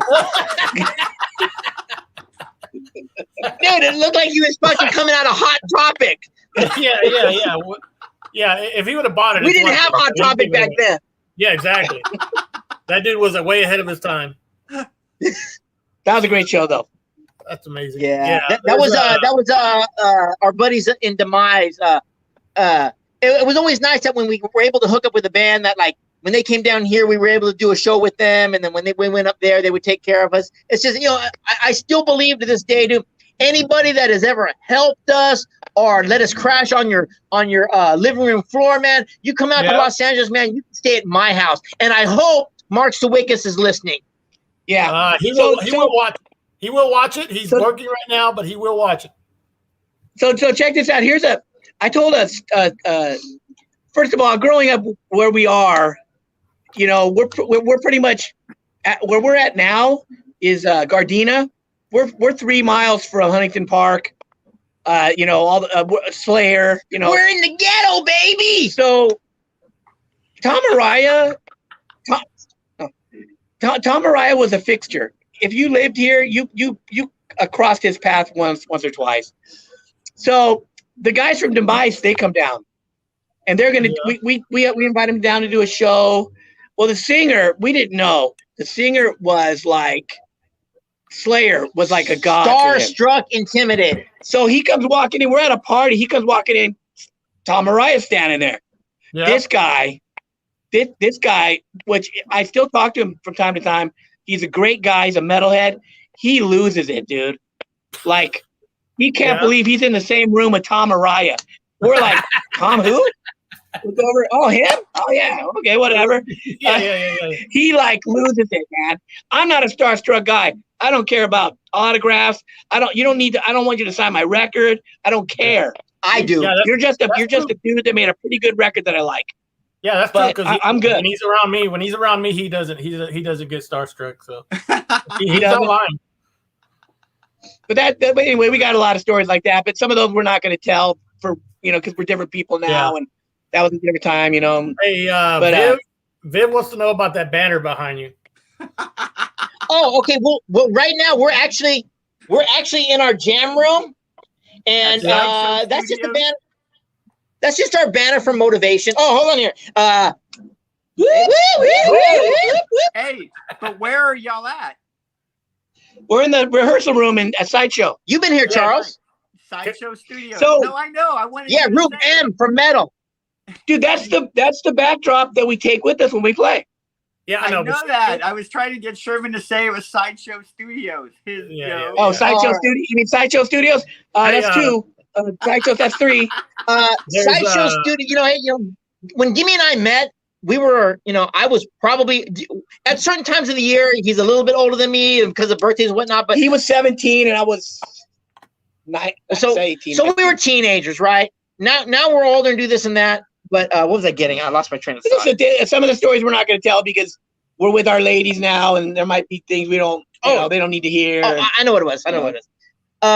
We've done certain things throughout the course of our lives, and about 18 years ago, we decided to stop working for the man, and we picked up a building, and we made a rehearsal hall, and this is where we're at now. It's one of the things that we started as an idea.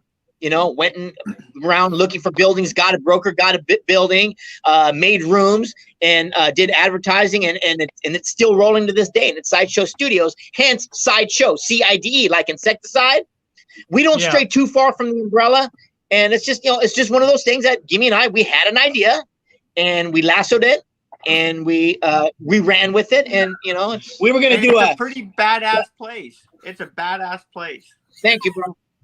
Thank you. We were gonna do before we did Sideshow. We were gonna open a bar, and we were gonna do a war theme, Yeah. And we were gonna have shot glasses made out of bullet shells, things like that. And you go in there, you give me a bullet shell, boom. They give you, tequila, boom.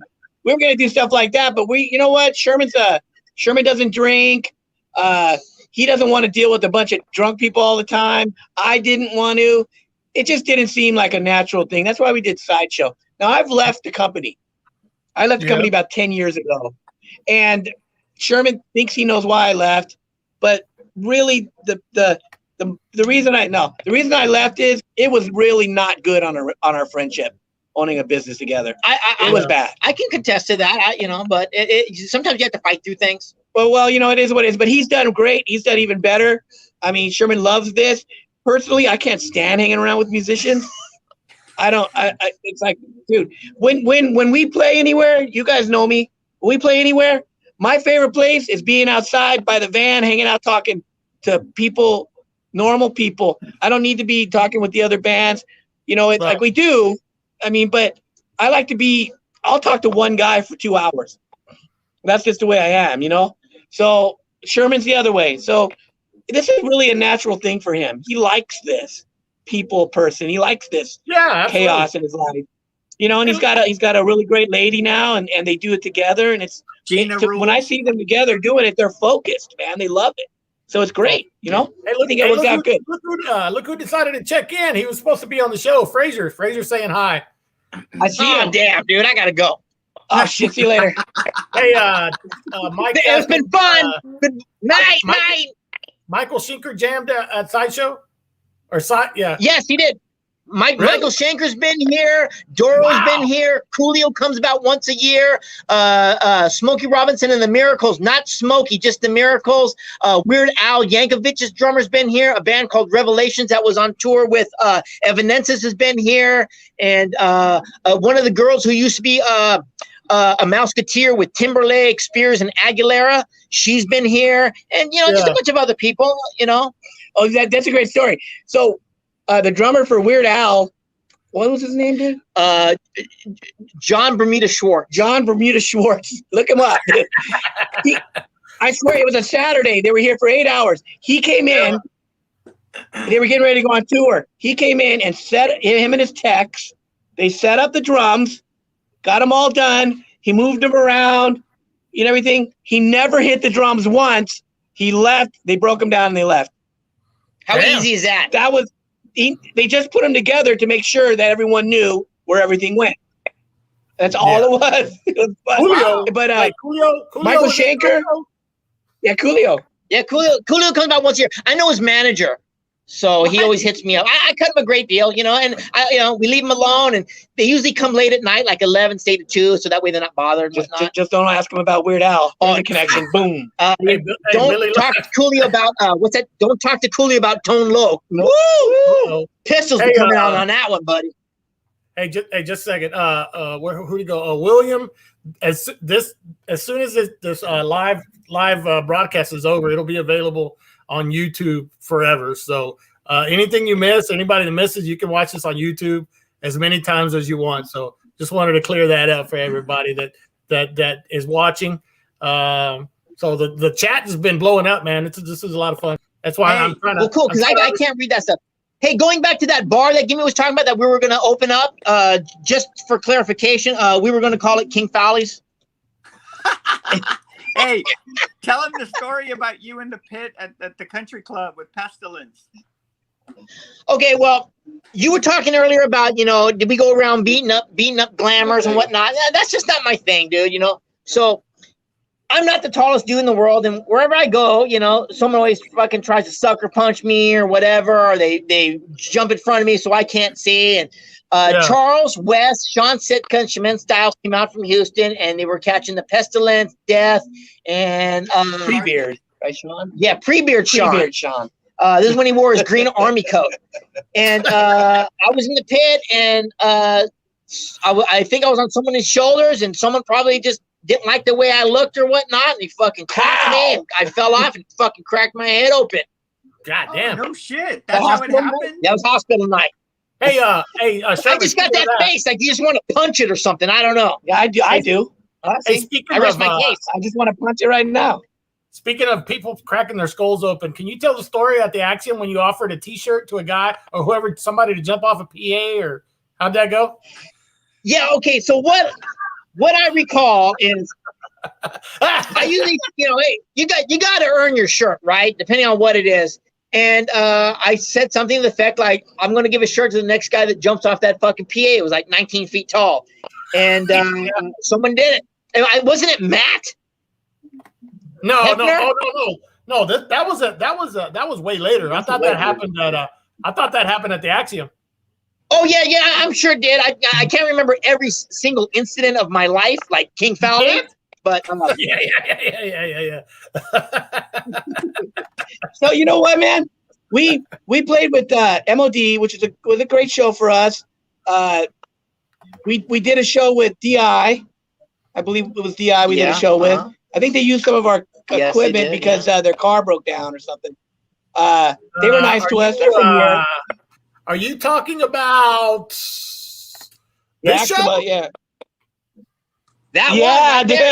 You know what? That show was a gift. That show was because something had not gone through, I think, and this show was a payback to us.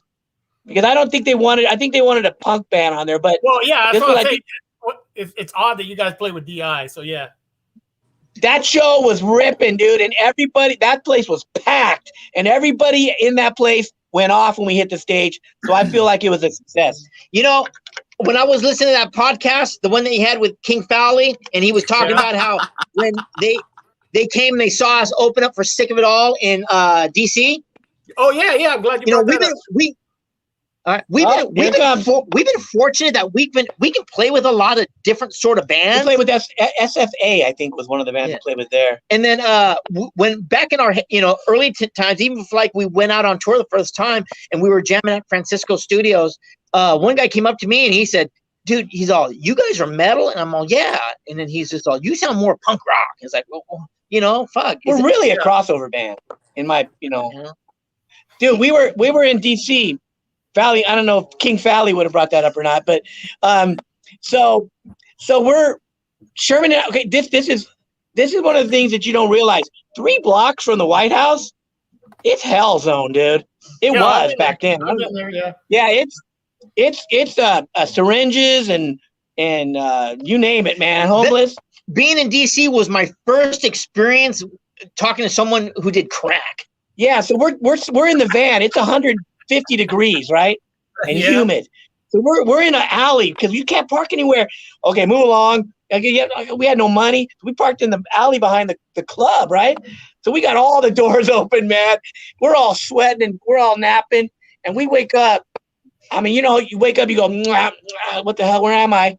And you see a guy over here slamming heroin or whatever. Yeah. You see a prostitute over here trying to get Johns. And we're just like, we're culture shock, man.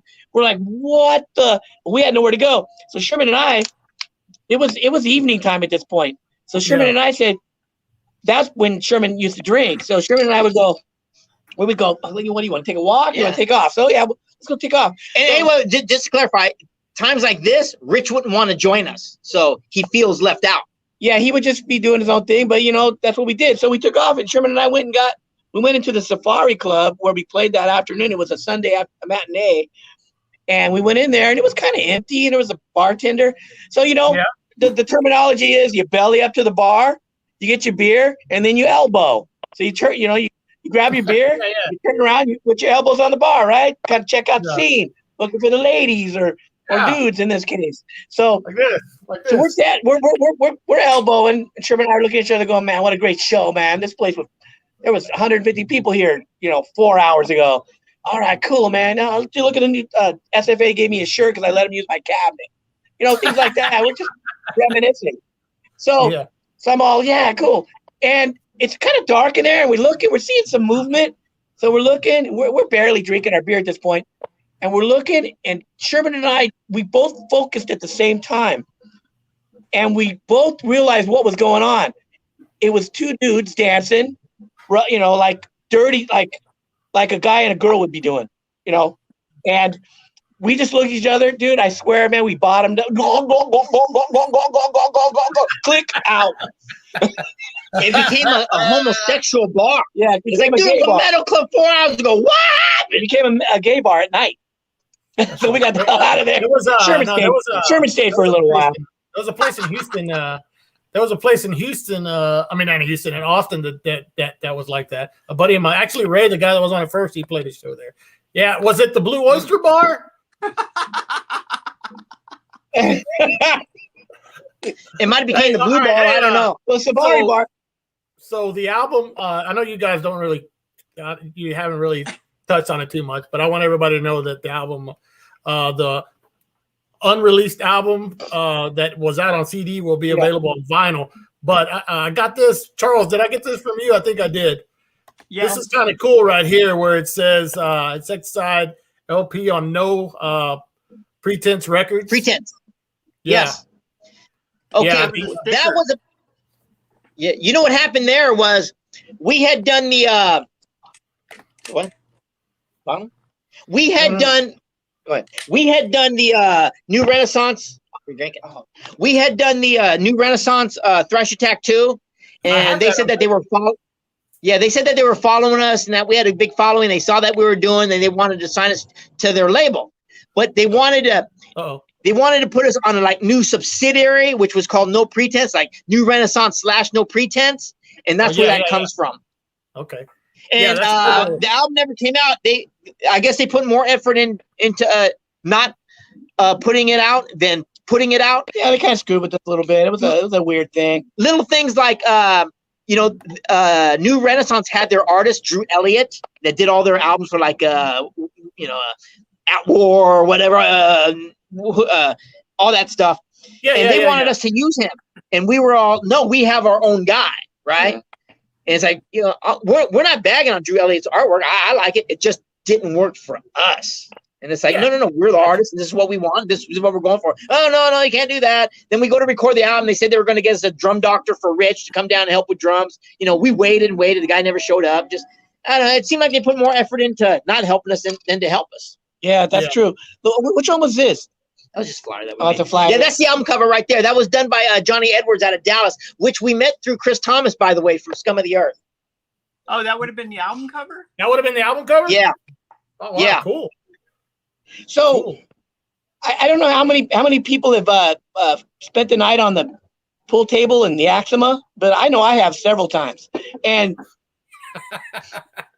we did, you know, everyone knows how hot that place got when you went to a show in the summer. It was brutal. So we're sleeping. I pulled up the pool table. I got lucky, or else I pushed someone out of the way. I don't know. I got the pool table, so I was up above the ground. But I shit you not, man. All I heard was flying roaches, dude. Just, I don't know if they were spawning. I don't know what they were doing, man. But dude, kept me up all night, dude. I kept hearing them click, click, click, click, click, click, click, click, click, click, click. Hey, our resident historian Billy remembers the story, Sherman. Let's hear it. Sherman, you dared someone to dive. Some dumbass kid climbs up on the PA and dives into an empty Axiom floor.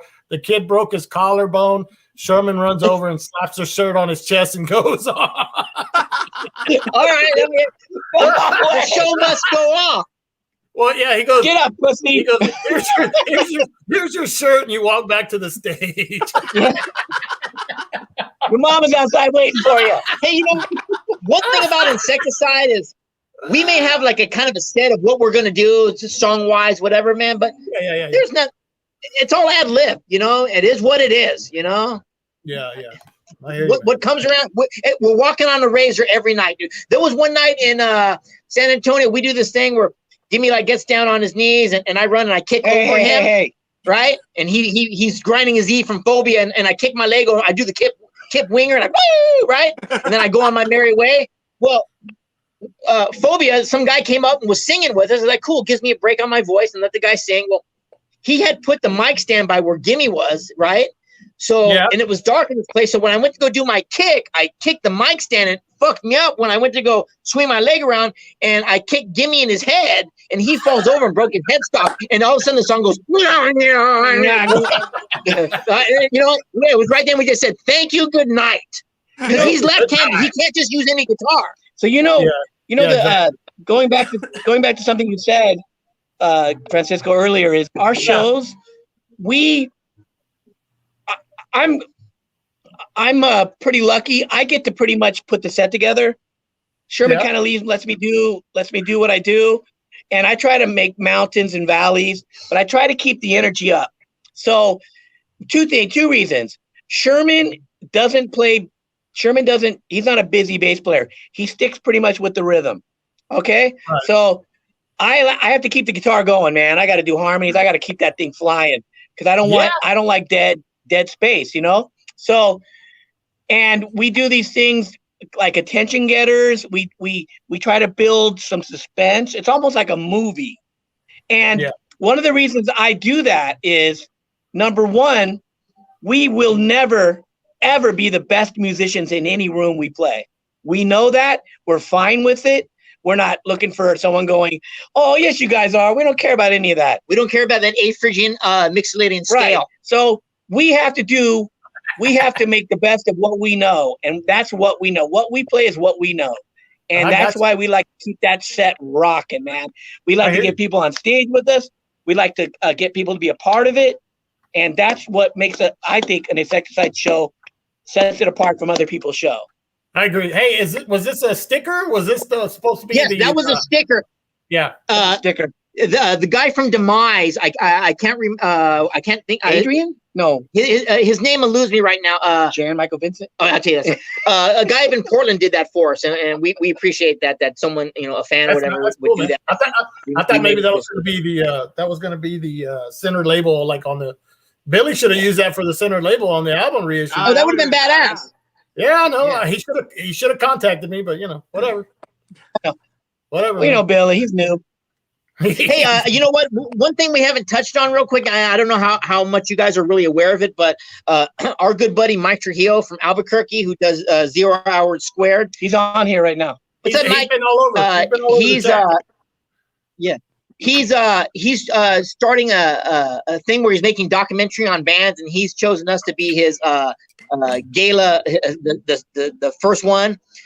For his documentary series on local band on bands, and ours is more or less about the friendship of 40 years, 4 decades between Gimmi and myself, and we're honored that a good friend like Mike and a fan and just a guy we've known all his life. I've known Mike since he was like 15 years old, and he's grown up to be a very successful person. He's probably one of the biggest dudes in New Mexico. He's probably just as famous in New Mexico as King Fowley is in DC. Yeah. But King Fowley? Yeah, King Fowley. Everybody watched the King Fowley episode. It was great. Mike's a broadcaster as well. He does sports shows. Yeah, he's a real big fan of it. I'm not a sports guy. I can never remember this guy. But if you see Mike, he's got a tattoo of one of his all-time Jim Rome, one of his all-time favorites. Yeah, Mike Trujillo was responsible for that all the time. Mike Trujillo is responsible for Insecticide's first out-of-state gig, which was in Albuquerque, New Mexico, back in 1988 at the skating rink. Hey, let's go back. So Mike, was he a caller on Jim Rome, or what was the tie there? He was. Yeah, I think he was a caller several times. Yeah. What? Hey, Mike. I used to listen to that all the time, so I'm wondering because there was a guy from Albuquerque that used to call all the time. I'm wondering if it was him. But Jim would call it Albuquerque. That's him. I bet you anything. We would call it Albuquerque. Yeah, that's him. That is him. That's him. Yeah, the land of entrapment. Mike from Albuquerque. Yeah, Mike's a great guy. He's been a great friend to us. Mike is like Charles. He's like the fifth Beatle. Yeah. He would always say Mike roaming around on a car phone in Albuquerque or something. I think I used to listen to that shit like all the time. Yeah, so that's weird. Hey, that's fucking weird. I was hanging out with Mike once in Albuquerque. I don't want to get too personal, but he had some problems with the law. So as we were driving, he had to blow to keep his car running. You know that thing where you have to blow it so you can start your car. It looks like a penis. We're driving. We're sitting on a red light. He's like, "Oh, dude, I gotta." Wow. So hey, check it out, Francisco. Yeah. Just on a quick note is. Yeah. Mike Trujillo would probably be a great guest. And the reason I say that is all the stuff we just mentioned, Mike knows every band, everyone that's ever went to Albuquerque. Mike's interviewed. He had a 0 Hour Squared show. He could probably fill up 3 hours with you of great story. Voivod. I mean, all the great bands, dude. You would probably. He's actually thanked on one of the Voivod albums on the Chain Gang, and dude, he is the King Fowley of New Mexico. Yep. I mean, yeah, that's cool. Oh, Jeff on a car phone in Phoenix. Okay. Yeah. It's been years. Quick question. Go ahead, Charles. Answer. Did y'all keep the tour dates? Because you guys played here so often. I thought you were local. I mean, like everyone says that. Yeah, I keep logs. I can tell you what we rehearsed back in 2012. I can tell you what we rehearsed back in 2002 because I'm pretty anal like that. Yes, I do have all those dates. Far as going back to the 80s and the 90s, I have to go to a file cabinet and look that up. But I keep a more recent logbook in my little back room here behind my office at Sideshow Studios with all the dates. And I also keep yearly logbooks on when we rehearse and what we rehearse at that practice. So if you really want to know how many times we played Proven Guilty, I could actually look that up. This was a little piece of paper I think we used to give out. That was a sticker. Yeah, that was a sticker. So, well, let me ask. I still live in Lawndale. Why did you write L.A.? L.A.'s on there. Was there a reason? There wasn't another Insecticide anywhere, was there? No. Well, at one time we were America's Mega Thrashers, and then we were L.A., and then if you look at what we're doing now, we put California, and then it's just what it is, dude. We're still the Mega Thrashers, though. We go where the wind takes us. The reason we did Houston a lot is because they kept asking us back. Yeah. And I mean, yes, we got to do it. And that was the first time we met all the guys from Dead Horse. Uh-huh. And we played the Axma show, and Dead Horse opened for us. and they were great, but they had not hit their stride yet. They were really kind of, to me, like Motorhead-ish. Though I'm sure they'll argue with me on this, but then a year later, here's the great thing about music.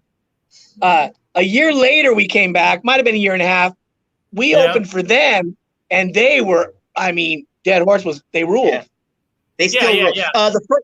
The first show we did in Houston was a Metal Monday, and it was Social Deceit, Dead Horse, and us. Academy Black wasn't it? That was a different. That was different. Memory Lane. Memory Oh, Lane. shit, that was Rusty and So- Social Deceit. Yeah, Rusty. Yeah. So here's the thing about that. I always say, like I said, they can argue their point, and they can say if I'm right or wrong. I believe that we, in a small way, from that first show when they opened for us, I believe we influenced them a little bit, because when we came back, they were tight as just crap, and they had a lot more attention getters, I like to call them, breaks. You know, boom. You know, where you make someone go, "What the hell is that?" And I like to think maybe we influenced that just a tiny bit. I don't take credit for what they've done. I'm just saying. I think that every band, you play with the band that you go, whoa, and you kind of in your head kind of steal something from it, you know. And there's nothing wrong with that, because we're all gonna do it, you know. We're talking about Dead Horse, right? We're talking about Dead Horse.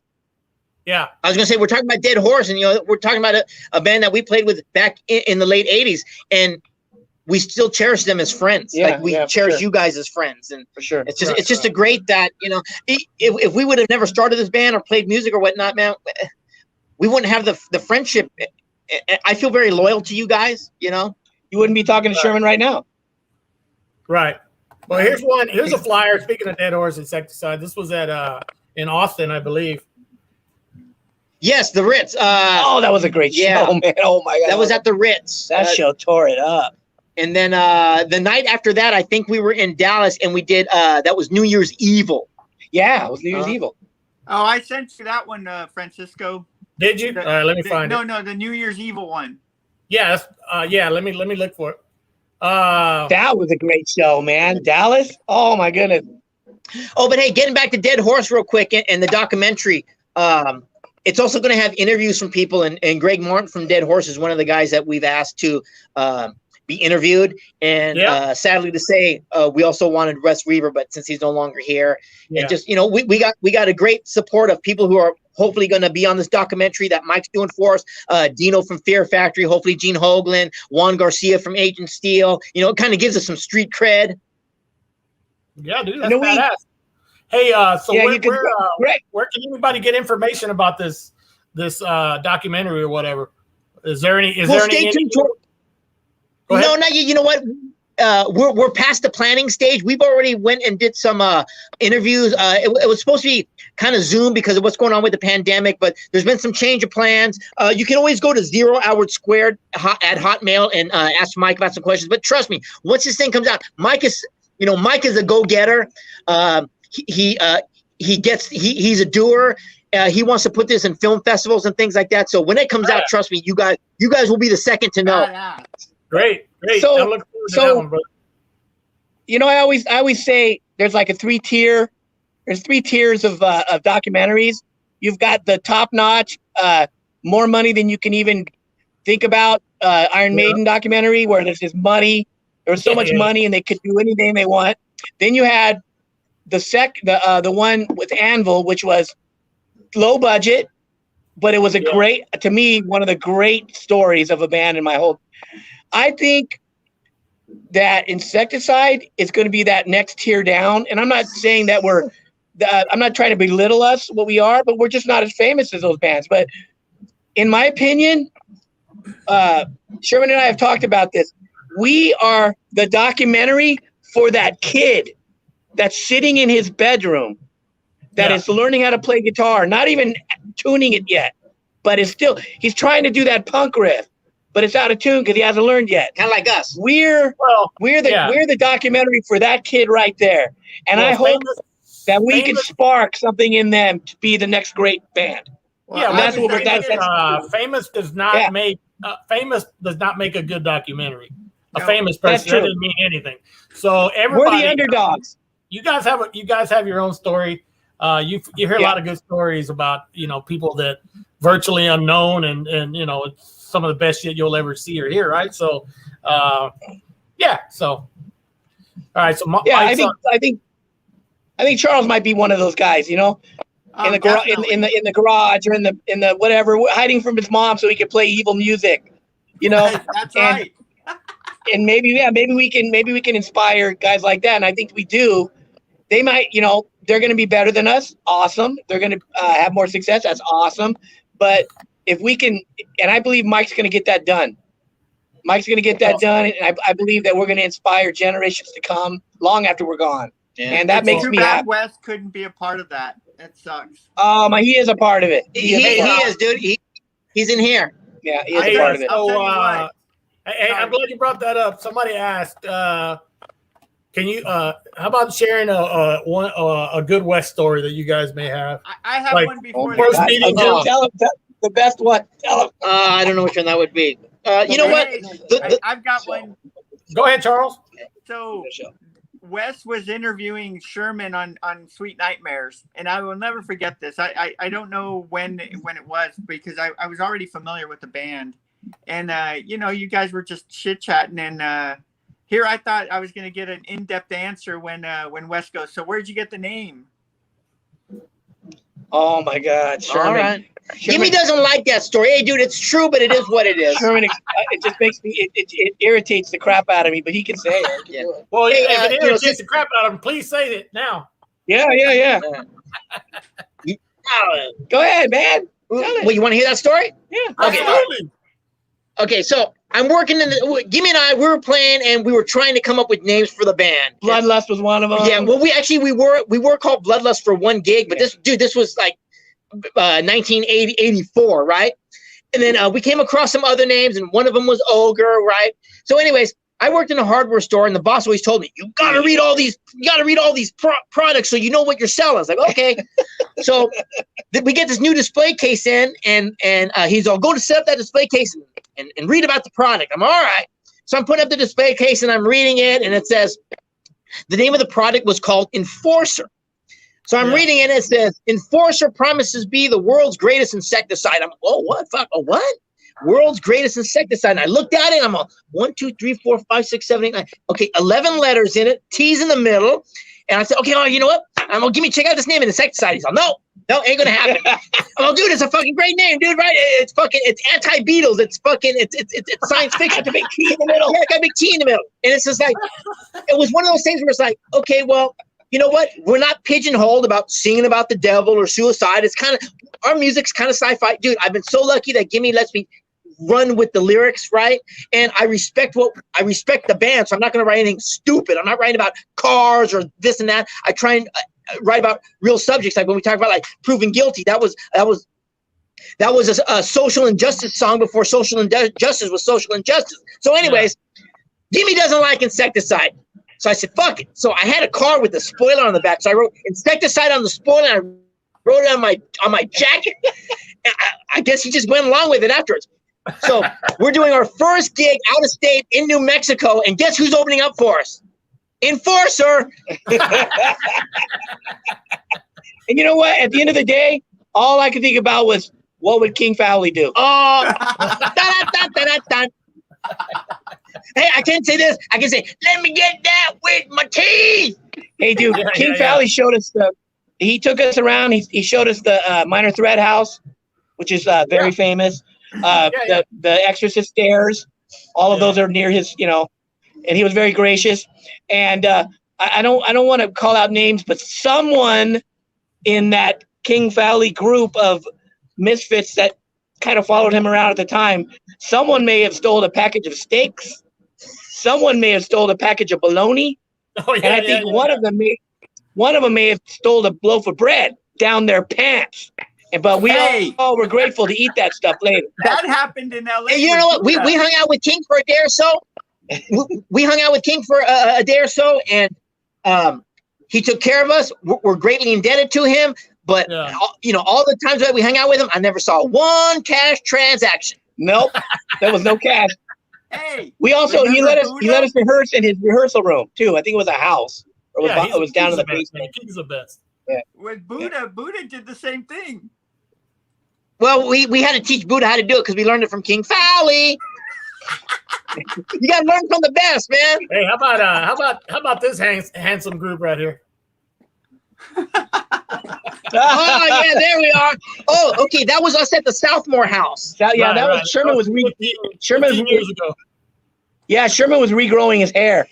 When Gimmi and I had opened Sideshow Studios, we were gonna get. We made a conscious effort to get haircuts, right? Well, I went and got my haircut because I know we had to meet with brokers and stuff in the bank and whatever to get a building, right? You should look presentable. Well, I'm still waiting. then like 6 years ago, Gimmi says, "Hey, we should shave our heads." I'm all, "You first." I fell into that trap. Hey, man, that was a great show. That was our first show. That was our first show back to Houston. Yeah, it was. And Billy and I kind of like promoted the hell out of this thing, and that place was like jam packed, and it was that place was totally packed. Insane. Totally insane. That's when you were skinny and had long hair. Yeah. Billy looks the same. But yeah, that was a great show, man. You know what, dude? You know what I remember about that show? And I don't have a lot of pedals because not a lot of time for me to do a lot of pedaling. So I got the one that makes me loud. And I got the one that makes me delay a little bit. That's all I need. Sometimes if I remember, I'll put the wah pedal out. But there's a flyer for that show. Yeah. So we're playing and that place erupts. By the time we're into our fourth song, I'm standing a half inch of beer. And my pedals were in beer. I'm like, oh man, I'm gonna die. I'm gonna get electrocuted. But I said, screw it. If you're gonna go out, you might as well go out doing what you love, right? So Yeah.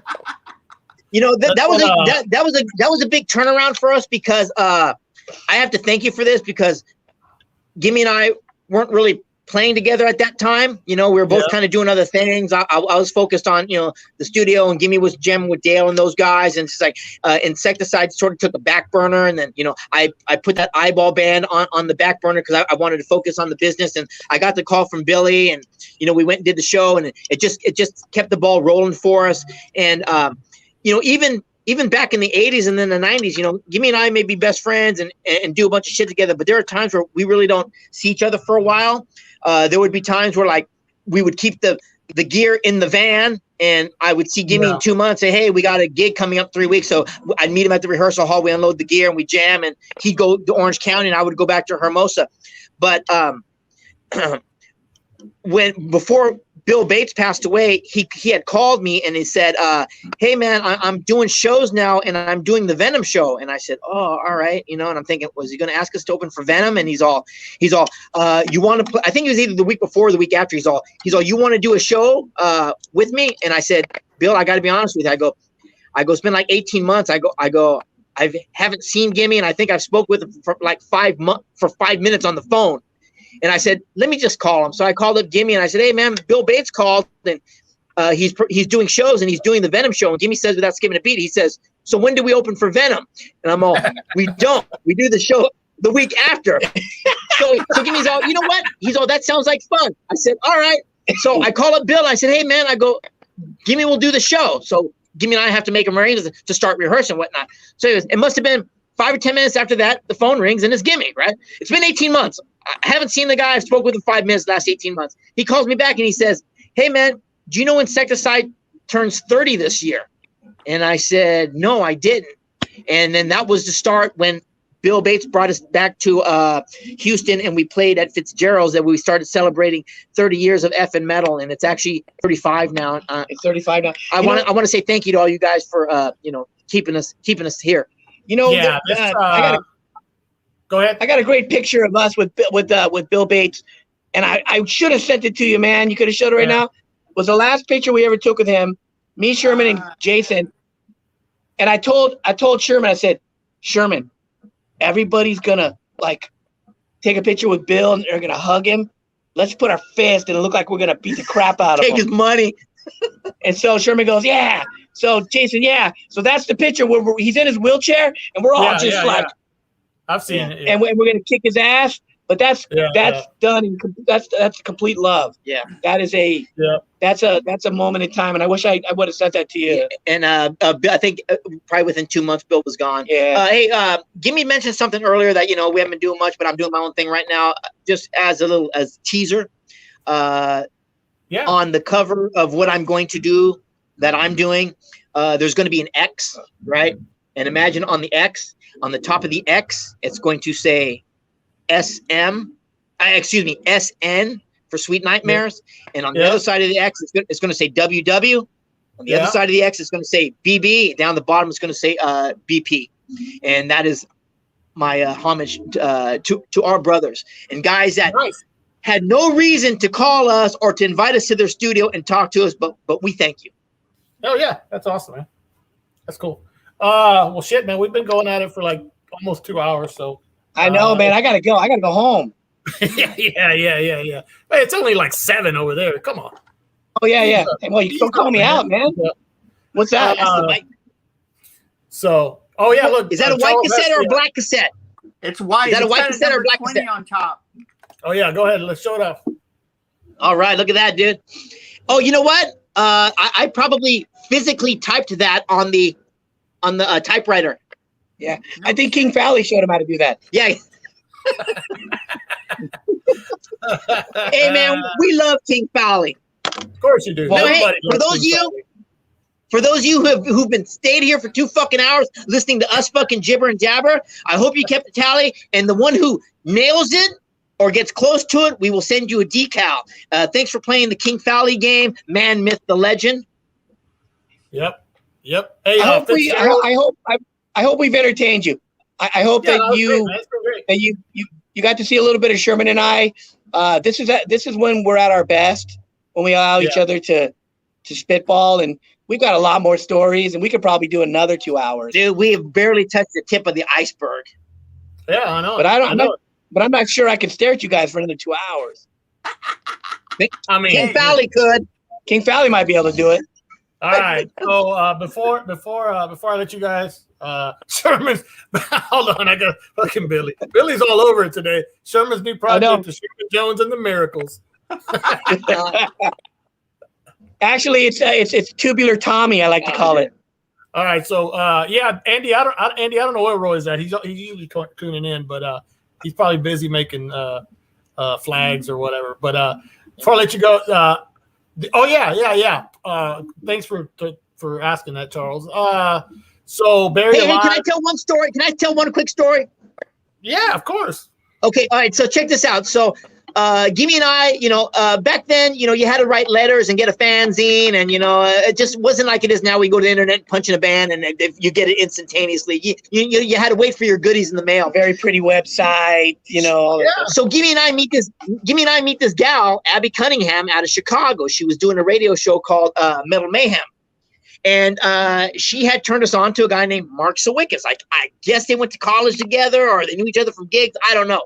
Yeah. So we had communicated with Mark Sawickas a couple times, and we were out in Indiana doing our thing. And it's like, okay, well, we got a day off or whatever. It's like, I took a bunch of numbers in my briefcase. And so we called Mark up, right? And he's like, hey, come up to my house. We're all right. Dude, Mark took care of it. Just like the way King Fowley did, but only Mark paid for his shit.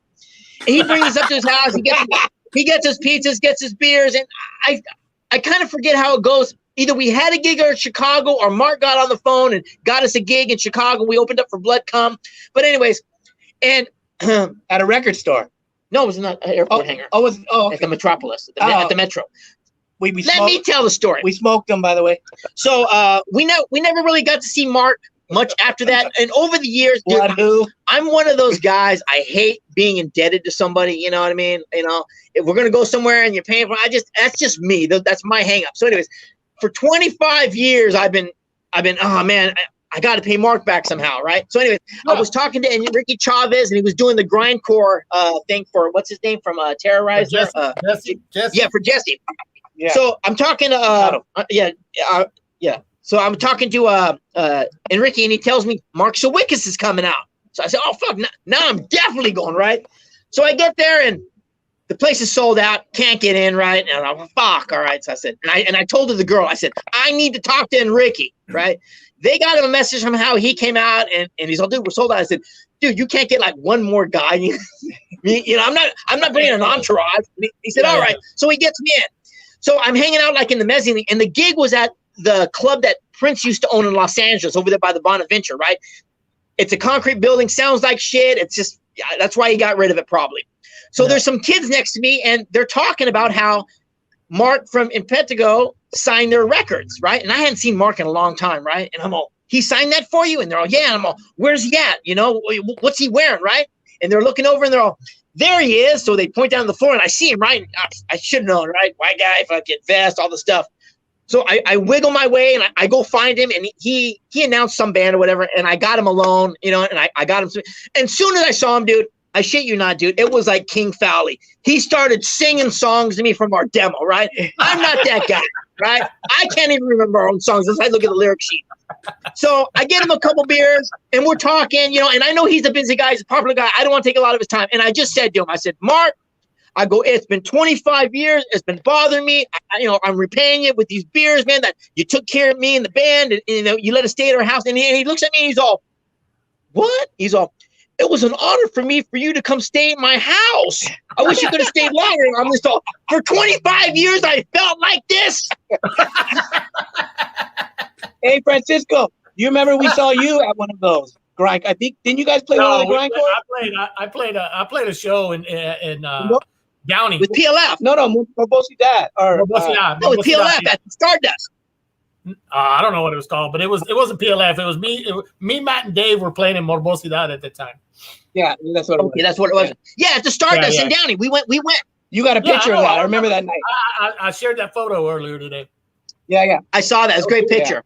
Yeah, it's real cool. All right, well, that was awesome. Mark's gonna enjoy it. Mark, when he can be here like live, he is, but he's a little busy today. But I'll give him a heads up that you know, he was mentioned several times. Hey, well, you know what? I called him about 2 months ago, and he has not called me back. He's another guy we need for the documentary. You tell him I said that. You tell him Gimmi and I need him for that documentary. Yeah. I will. Hey, man.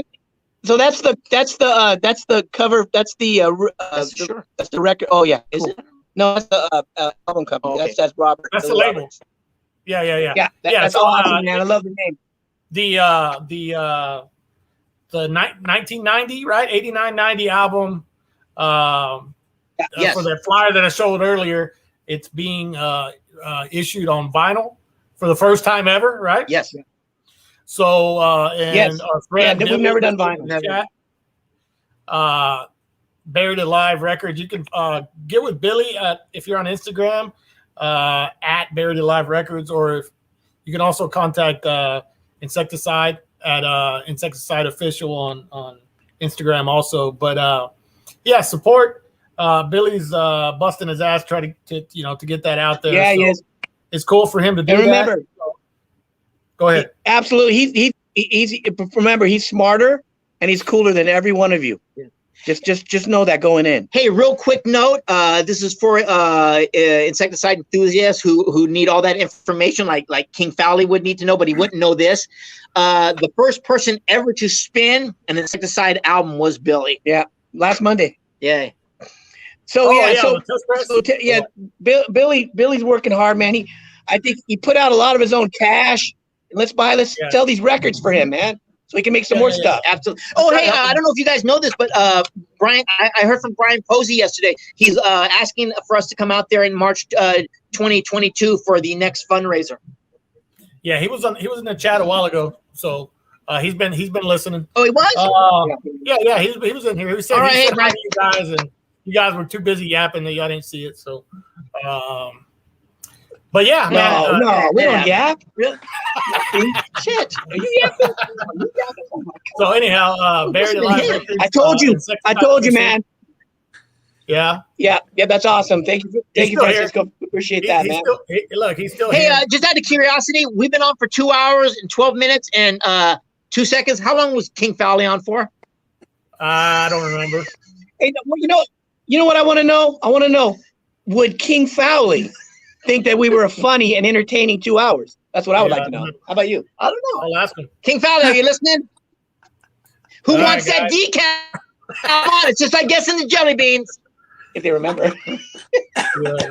Yeah, cool. We love everybody, man. Yeah, thank you so much. you guys for everything. Hey, I Hey, appreciate before you we get guys, out of here, I hope we entertained you. yeah. Appreciate before it. we get Thanks. out of here, you know the cops are after us. Woo!